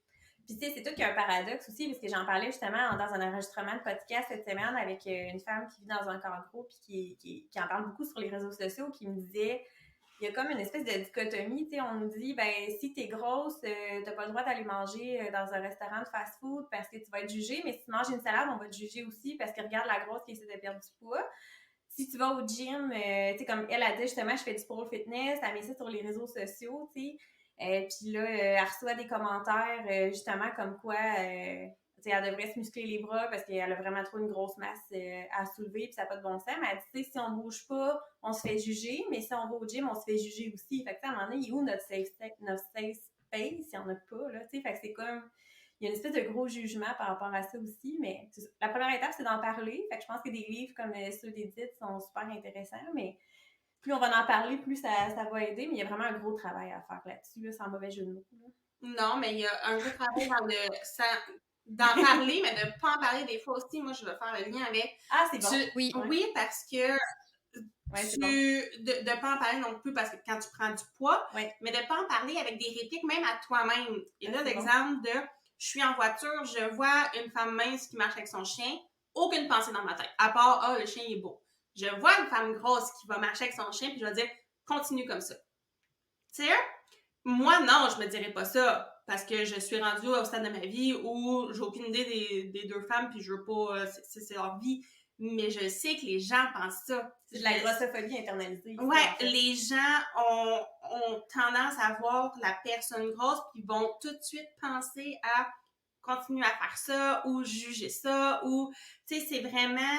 quand je dis de pas en parler, c'est de arrête de penser ça, puis de laisser aller, laisser vivre les personnes, tu sais. Tout à fait. Moi, c'est de ce point-là que je voulais ajouter. Tu sais, on a tous la grossophobie internalisée. On est dans une société, puis je pense qu'en France, ça ne doit pas être différent du Québec. On vit, on est avec ces préjugés-là d'emblée, que ce soit partout. Puis c'est juste qu'il faut maintenant en prendre conscience parce qu'on a l'information qui nous la donne. On a l'information scientifique aussi qui appuie ça derrière. Fait que c'est d'en prendre conscience, d'en discuter, puis de briser les tabous par rapport à ça. Fait que merci d'avoir ouvert la porte. Non, mais je pense que c'est hyper important parce que toutes les femmes qui nous écoutent sont confrontées plus ou moins à des difficultés avec leur rapport au corps, avec leur alimentation. Et le fait d'être confrontée aussi à de la grossophobie ambiante, mais même elle, d'avoir internalisé des comportements grossophobes sans s'en rendre compte, c'est hyper compliqué de vivre avec ça. Et effectivement, on a internalisé, tu disais très bien, internalisé des biais autour de la grosseur qui sont vraiment qu'il faut éliminer, quoi. Et même, comme tu disais, Myriam, j'allais venir sur le fait que il faut arrêter de juger le physique des gens, arrêter de parler sans arrêt du poids, de l'alimentation de telle personne, machin. En fait, ça fait plus de mal que de bien. On n'a pas à se mêler de ce qui se passe dans l'assiette des gens ou de leur poids, quoi. Je veux dire, on est libre chacun de gérer sa santé déjà comme on le peut, parce qu'on n'a pas tous le même accès à des connaissances, à de l'accompagnement. On n'a pas tous les mêmes ressources financières, on n'a pas tous les mêmes ressources psychologiques aussi. Donc, ça passe par arrêter de féliciter quelqu'un quand il a perdu du poids, parce que la personne est peut-être juste en dépression nerveuse, ou alors malade, ou alors a perdu l'appétit, etc. Donc, il faut arrêter de valoriser ça. Mais aussi arrêter de faire remarquer aux gens quand ils ont pris du poids. En fait, les gens le savent. Hein. Je veux dire, on vit dans une société qui est basée sur l'apparence. Donc, quelqu'un qui prend 5-10 kilos le sait très bien, en fait. N'a pas besoin de remarques de l'extérieur. Et je commence vraiment à me battre contre ça. Et d'ailleurs, avec Femmes et Sport, c'est quelque chose aussi qu'on essaye de transmettre parce que dans le sport, non, minceur, voire maigreur n'est pas égal à performance. Tous ces préjugés autour du poids, que ce soit dans le sport ou dans la société en général, ça fait des dégâts, mais juste monstrueux. Même dans la guérison des troubles du comportement alimentaire. Alors moi, je suis passée par là, mais je l'entends aussi avec les femmes que j'accompagne, qui très souvent encore entendent des remarques sur « c'est bon là, t'as assez pris ». Mais comment? Mais qui êtes-vous pour juger de ça, en fait? T'as repris du poids, ou même t'as des bonnes joues maintenant, les choses comme ça, mais les gens ne se rendent absolument pas compte à quel point ça peut juste être à l'intérieur. Vous voyez la personne, ça brise tout. Ça brise tout et ça brise énormément d'efforts qui sont faits, de progrès sur sa personne, etc. Donc, je pense que la grossophobie a quand même un lien avec ça et avec le fait que c'est tellement mal vu de prendre du poids, et perdre du poids est tellement valorisé que les individus, à leur échelle, ne savent même plus ce qui est bon pour eux. Exact. Je ne sais pas si vous connaissez, mais au Québec, on a le groupe Équilibre, qui est un organisme qui travaille beaucoup sur l'image corporelle. Puis justement, ils ont développé, je ne sais pas ça fait combien de temps exactement, mais la semaine, le poids sans commentaire, puis ça a tellement sa place. Je t'écoute parler depuis tantôt, puis je me dis, on en est rendu là à sensibiliser les gens là-dessus, sur l'importance, l'impact que ça peut avoir. Est-ce qu'on peut avoir des discussions sur autre chose que sur le physique d'une personne? C'est comme notre façon d'entrer en relation puis dans une discussion, mais c'est de revoir ces pratiques-là finalement, puis tous les dommages que ça peut avoir. Ouais, les commentaires sur le poids, mais les commentaires sur tout ce qui entoure le poids. Toi, qu'est-ce que tu fais pour t'entraîner? Toi, qu'est-ce que tu manges là? Ah, c'est quoi ta journée de cheat day? Ou c'est toutes les questions par rapport à ça. Il y a tellement d'autres choses, là. Parler de vos hobbies, parler de vos lectures, parler de la télé, vos animaux. Flatter vos animaux, tu sais. Il y a tellement d'autres choses à faire que parler du poids. Ou parlez pas, tu sais. À la limite, là, soit avec quelqu'un puis parle pas au lieu de parler du poids, tu sais. Ouais, ça, c'est ma petite rage. Non, les mais commentaires de aussi, poids, là, ça c'est- vient non. m'horripiler, là. C'est comme si on dirait que c'est un besoin nécessaire des gens, mais non, tu sais, c'est toujours, même si on pense que c'est bien intentionné, non, ne le fais pas. Tu sais jamais ce que la personne vit, comme tu disais, Barbara, tantôt, elle est peut-être en dépression, puis tu viens de la féliciter pour ça, ou elle est en trouble alimentaire, puis tu viens la féliciter, ça va juste l'enliser plus loin dans son trouble alimentaire. Ça peut même, j'ai eu des témoignages sur le podcast de gens qui ont dit que même dans le monde du sport, quelqu'un qui était une athlète, c'est ça qui a déclenché son trouble alimentaire, d'avoir reçu un commentaire sur le poids, tu sais. Fait que c'est pas banal, là, ce que ça peut avoir comme effet dans la vie des gens. Exactement. Complètement d'accord. Je m'éparpillerai pas dans le sujet, mais pour ma part personnelle, les commentaires sur le poids, quand j'ai eu des troubles alimentaires, ça reste toute ta vie, on s'entend que tu restes avec une fragilité, mais j'étais tellement susceptible à... C'est sûr que mon poids changeait beaucoup, tu sais, quand soit il augmentait un petit peu, il descendait beaucoup, puis dès que je recevais un commentaire, ça me réembarquait complètement dans ma restriction, dans mes comportements compensatoires, fait que ça a été vraiment les commentaires que les gens ont sur le poids, que ça soit dans leur tête positif ou négatif. Je me souviens encore que... C'est jamais aidant. Non, c'est ça. Je me souviens encore de ma mère qui pensait vraiment que c'était positif de me dire « Hey, t'as repris un peu de poids, ça te va bien. » Et moi, là, ça m'a rembarqué dans une toupie de « Ah, il faut que je perde. Hey, on a remarqué que j'ai pris du poids, il faut que je le perds. » Et là, c'était... Fait que, tu sais, l'intention dans ce cas-ci de ma mère était positive, mais l'impact a été complètement négatif. Fait que, peu importe ton intention, je pense que les commentaires sur le poids, c'est non. C'est non. Exactement. Ouais. C'est ce que je dis aussi très souvent aux filles qui sont souvent touchées par des remarques de leur entourage.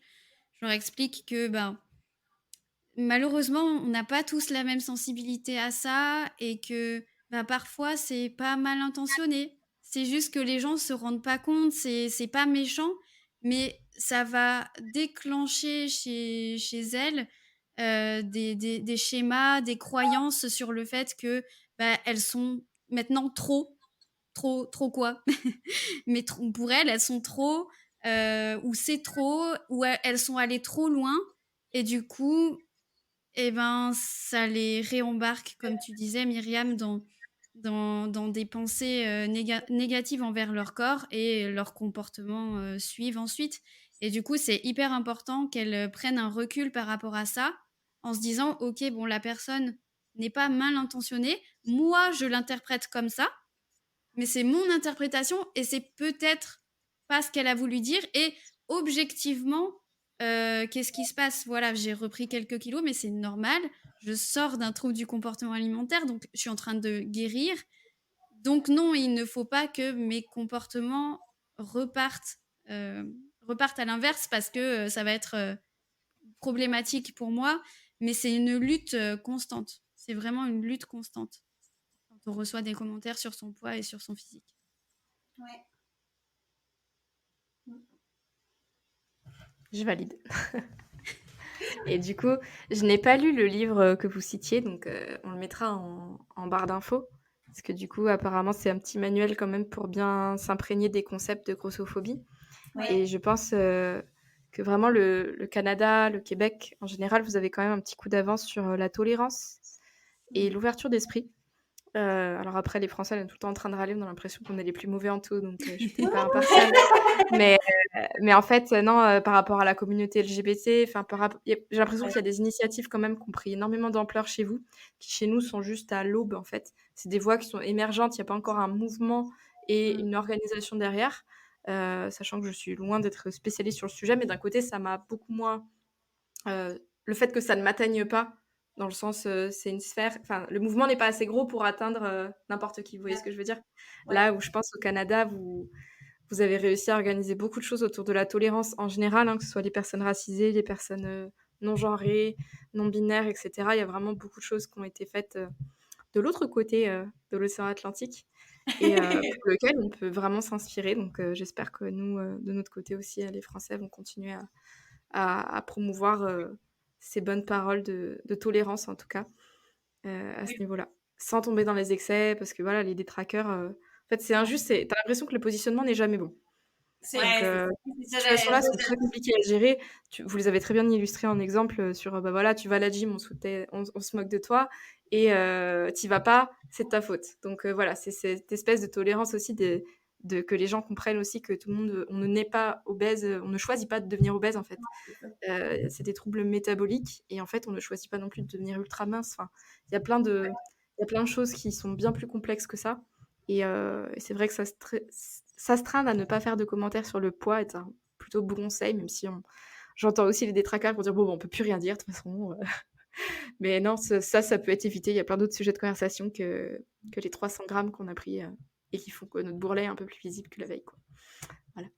C'est ça que j'allais dire. Nous, que ça m'a amené à penser que, tu sais, oui, on a développé, puis la grossophobie, on en parle, puis, tu sais, au Québec, c'est rendu plus un mouvement, mais il n'y a pas d'équilibre du tout. Non. C'est vraiment de, tu sais, On l'entend encore, ça. On peut plus rien dire. Vous ouais. faites la promotion de l'obésité. Oh my God. Puis Non. vous, c'est le laisser aller. Moi, Ouais. dès qu'on présente notre projet à des gens qui sont pas dans le domaine, c'est Ouais. ben vous, c'est laisser aller. Tu sais, c'est comme. Non, Fait non. que, non, c'est pas du tout ça. Puis c'est, ben, être gros, c'est correct. Tu sais. Fait qu'on n'est pas du tout rendu en équilibre. Là.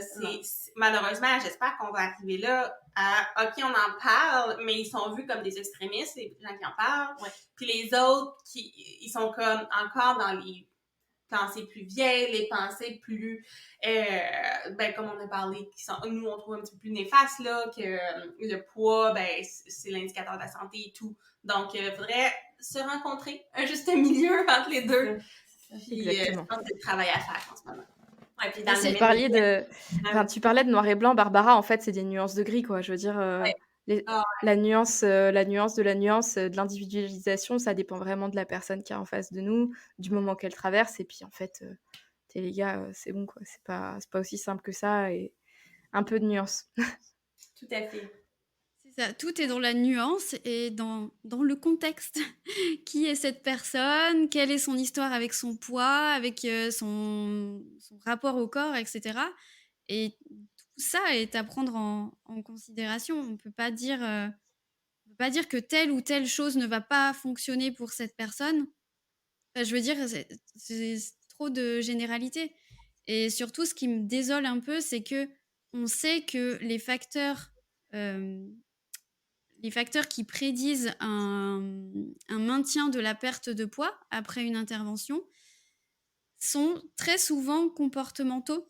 Donc, ces personnes qui, à la base, ont des difficultés à appréhender leur alimentation, à avoir une bonne estime d'eux-mêmes, etc., vont être certainement impactées par la fin de l'intervention. Et du coup, on ne se rend pas compte à quel point ces facteurs ont un poids lourd dans le... J'aime pas dire ça, mais dans le succès, finalement, de ce qu'on cherche. Oui, puis c'est un devoir en tant que personne vivant en société, je pense, de s'informer puis de faire attention parce que c'est facile de dire j'ai le droit de m'exprimer puis j'ai le droit de dire ce que je veux, mais pourquoi ce serait socialement accepté, tu sais? C'est plus socialement accepté de dire ce que je veux par rapport au racisme, tu sais? On va mettre des conséquences par rapport à ça, mais pourquoi ça le serait au niveau du poids, tu sais?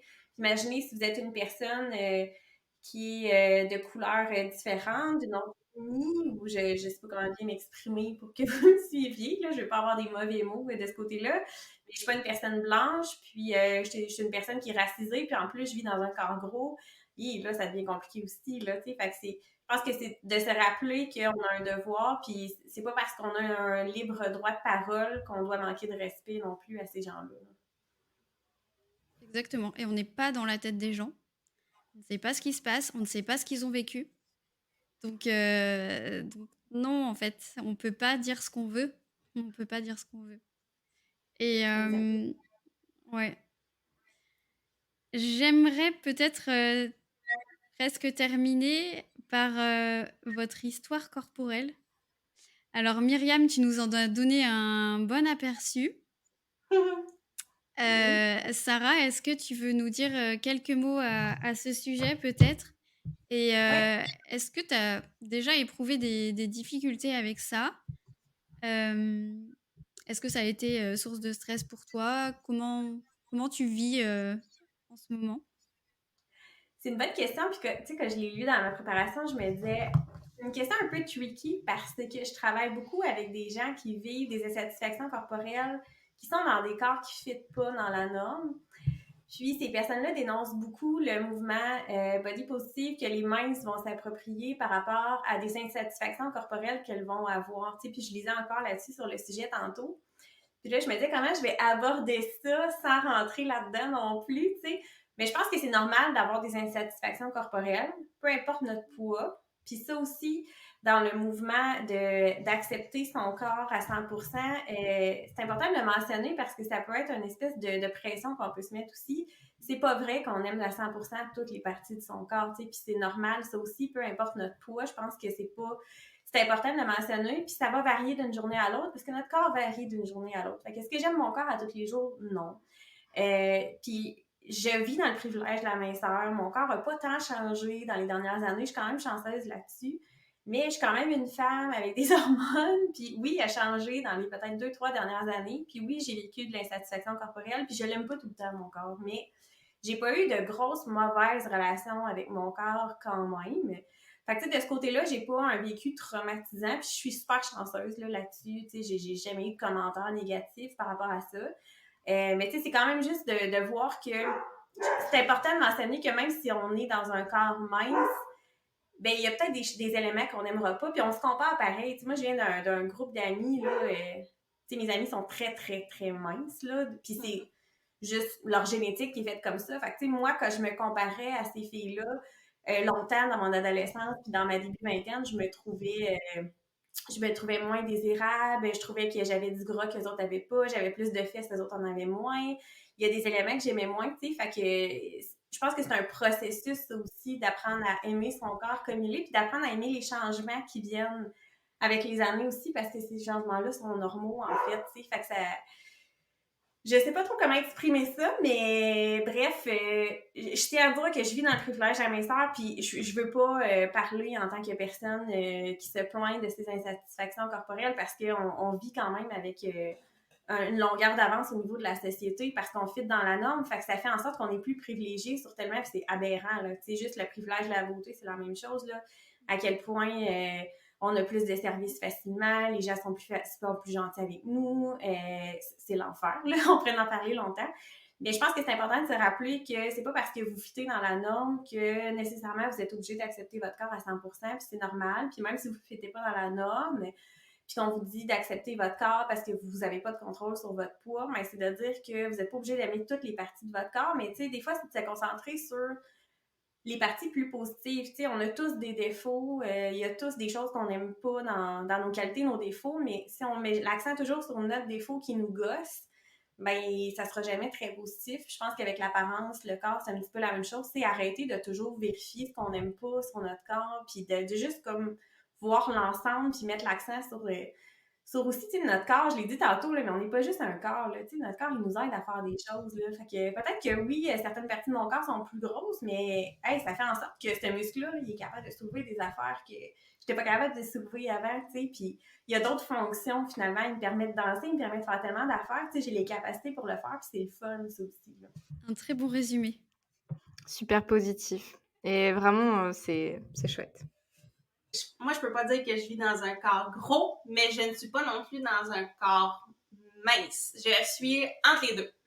Puis, je suis dans le mid-size. Je vois beaucoup de mouvements ce temps-ci dans mes réseaux sociaux par rapport à ça. Tu sais, les corps qui sont... je sais pas les grandeurs en France, par exemple. Ouais, mais... c'est vrai. Ouais, c'est ça. Mettons les grandeurs de pantalon et tout, là. Mais mettons ceux qui sont entre le 8, 12, 14 ans ou vous, c'est peut-être dans le 28 à 32 ans ou... Hey, je sais tellement pas vos grandeurs de pantalon. En tout cas, quand t'es entre le mince et les grandes tailles, mettons. Bon. Fait que quand tu vis dans ce corps-là, on est aussi, moi je me sens pris dans le, j'ai pas le droit de chialer que je suis pas mince, mais j'ai pas le droit de chialer que je suis grosse. J'ai pas le droit de rien en fait, parce que je suis entre les deux, puis je suis juste comme, j'ai du petit gras partout, mais pas assez pour me dire que je suis grosse.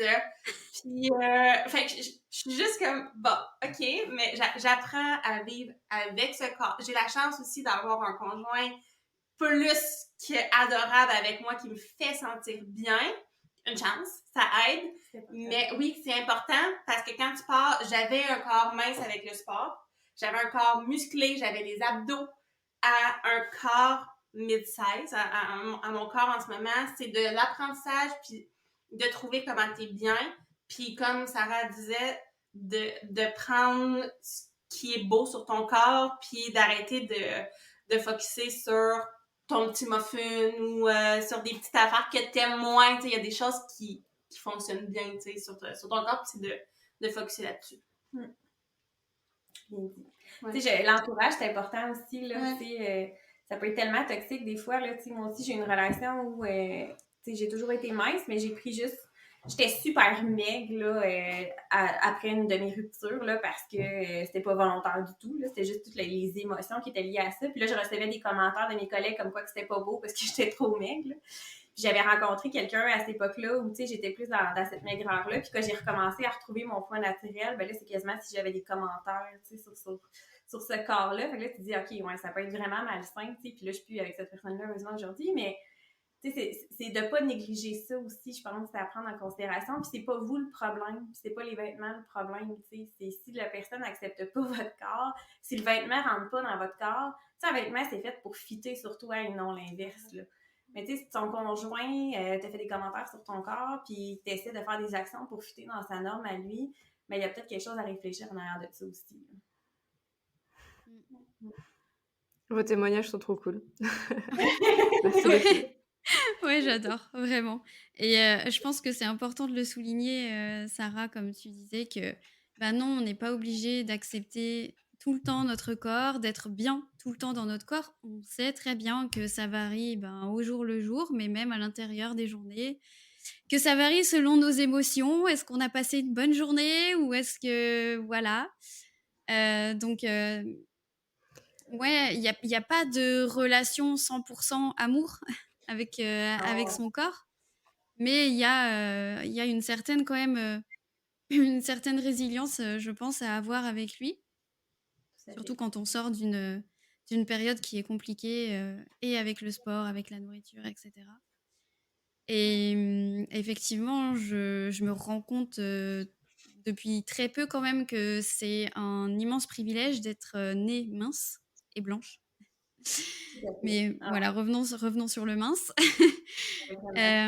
Ouais, c'est un sacré privilège et je pense que l'important, c'est de faire la part des choses entre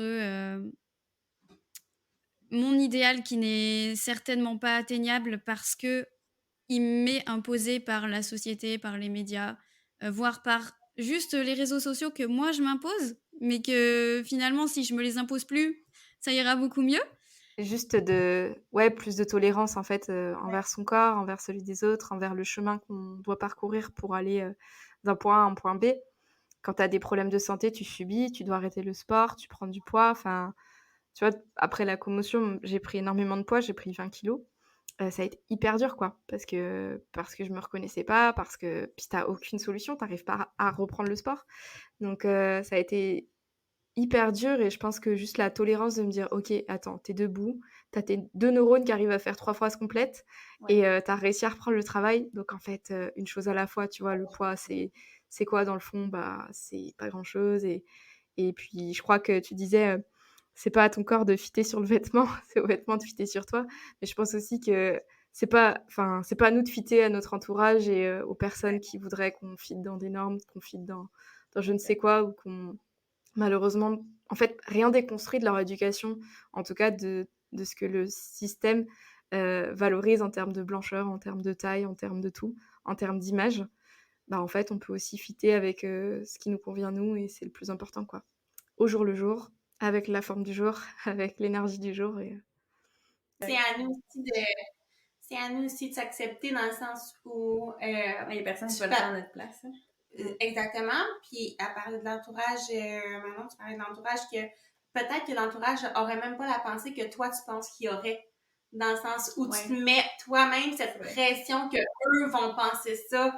Donc, commence par laisser aller. Tu sais pas ce qui se passe dans sa tête. Tu sais ce qui se passe dans la tienne. Donc, commence par t'accepter toi. Puis après ça, tu verras ce qui va se passer, là, mais tu peux pas continuer à vivre En fonction des autres. Ouais, en fonction des autres, mais en fonction de ce que tu penses qu'ils vont penser. Ça fait pas mal de pensage.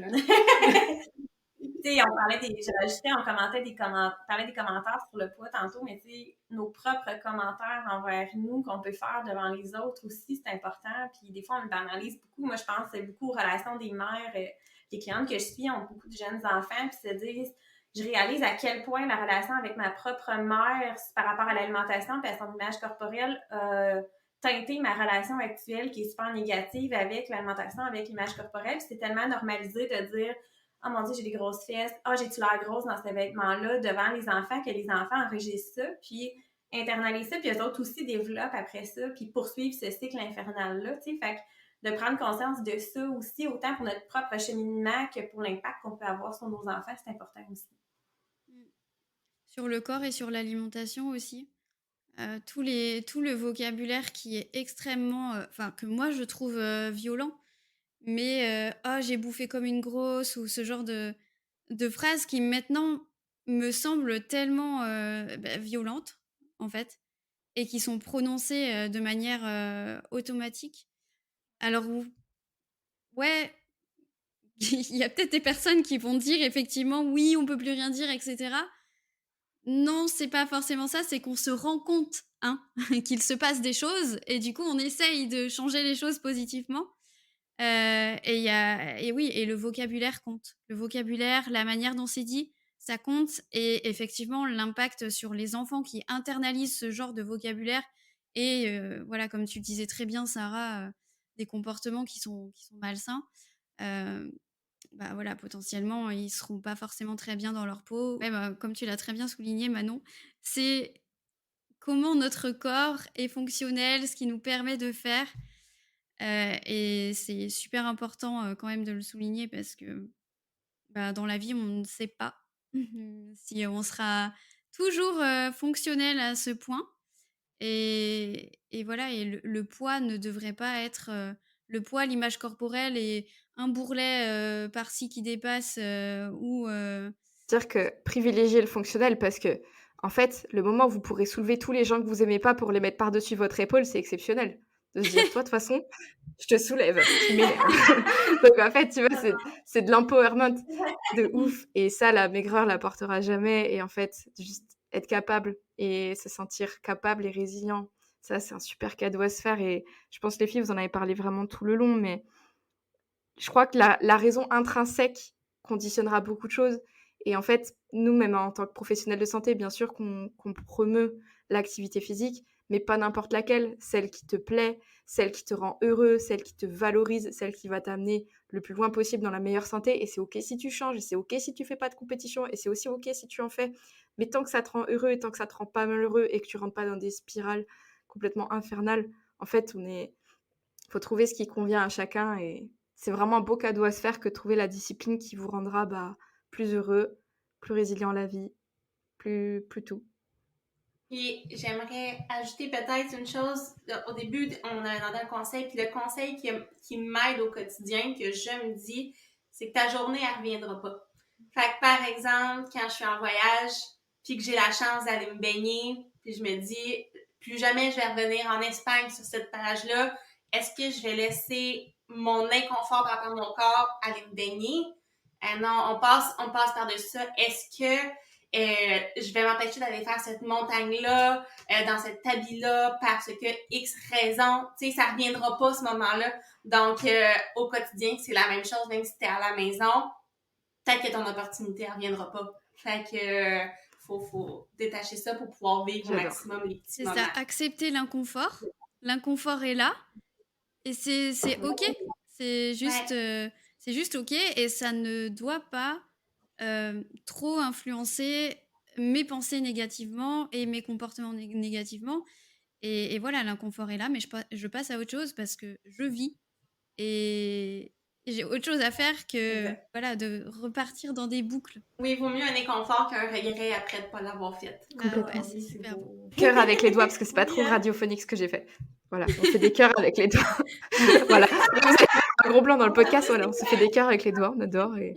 Non, merci les filles, c'est trop bien. Moi, Et bon, bah du coup, pour finir, est-ce que vous avez un petit mot à dire à toutes celles qui vous écouteront?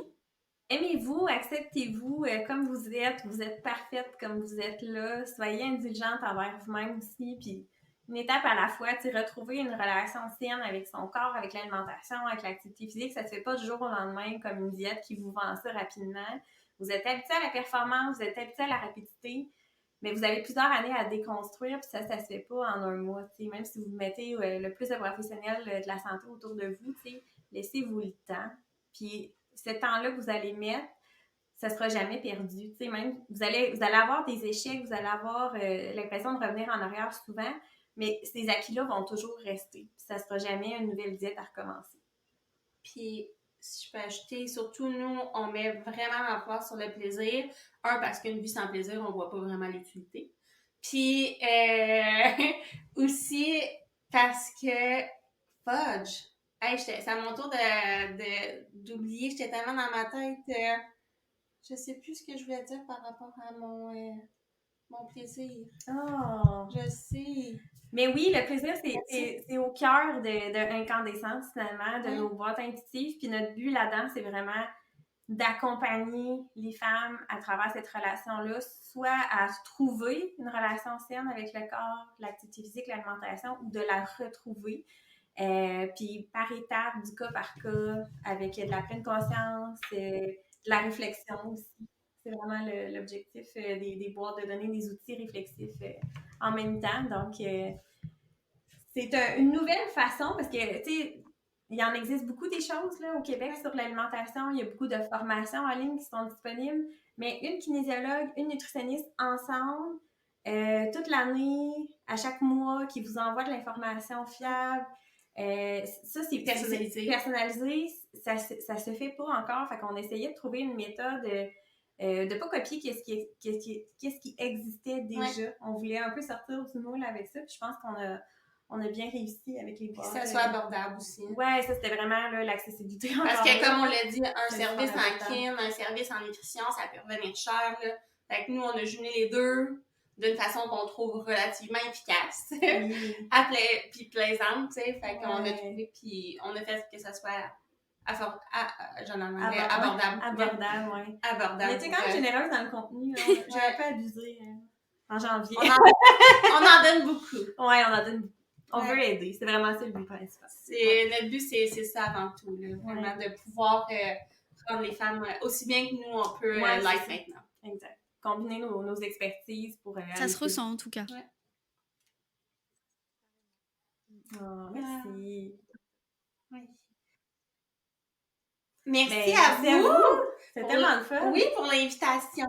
Ça fait tellement longtemps que j'ai pas été invitée sur un podcast, là. Ça fait tellement du bien d'être de l'autre côté du micro, d'être celle qui peut s'exprimer, là. Je m'exprime aussi, mais dans le sens que partager mon expérience, je trouve ça super le fun. Et merci de l'opportunité. Ça me fait vraiment plaisir. Moi aussi, je suis vraiment contente d'avoir fait l'expérience puis d'avoir parlé de tout ça. C'est tellement un sujet qui nous tient à cœur qu'on veut donner l'information. Et de la Réunion à la France, non, c'est bien les filles, là, on va s'étaler. On va dominer tous les continents. Ouais. Non, c'est chouette et vraiment, c'était qualitatif et je pense que ça va aider beaucoup de personnes. En tout cas, on l'espère. On l'espère fort. En tout cas, on vous donnera les retours, mais je me doute que ça va aider beaucoup de femmes à se sentir mieux. Et c'était vraiment très, très agréable d'échanger avec vous, donc je vous remercie encore. Merci à vous deux. Merci à vous. Pour nos auditrices, si vous voulez nous faire un retour, c'est avec grand plaisir. Et on se retrouve du coup pour le prochain épisode bientôt.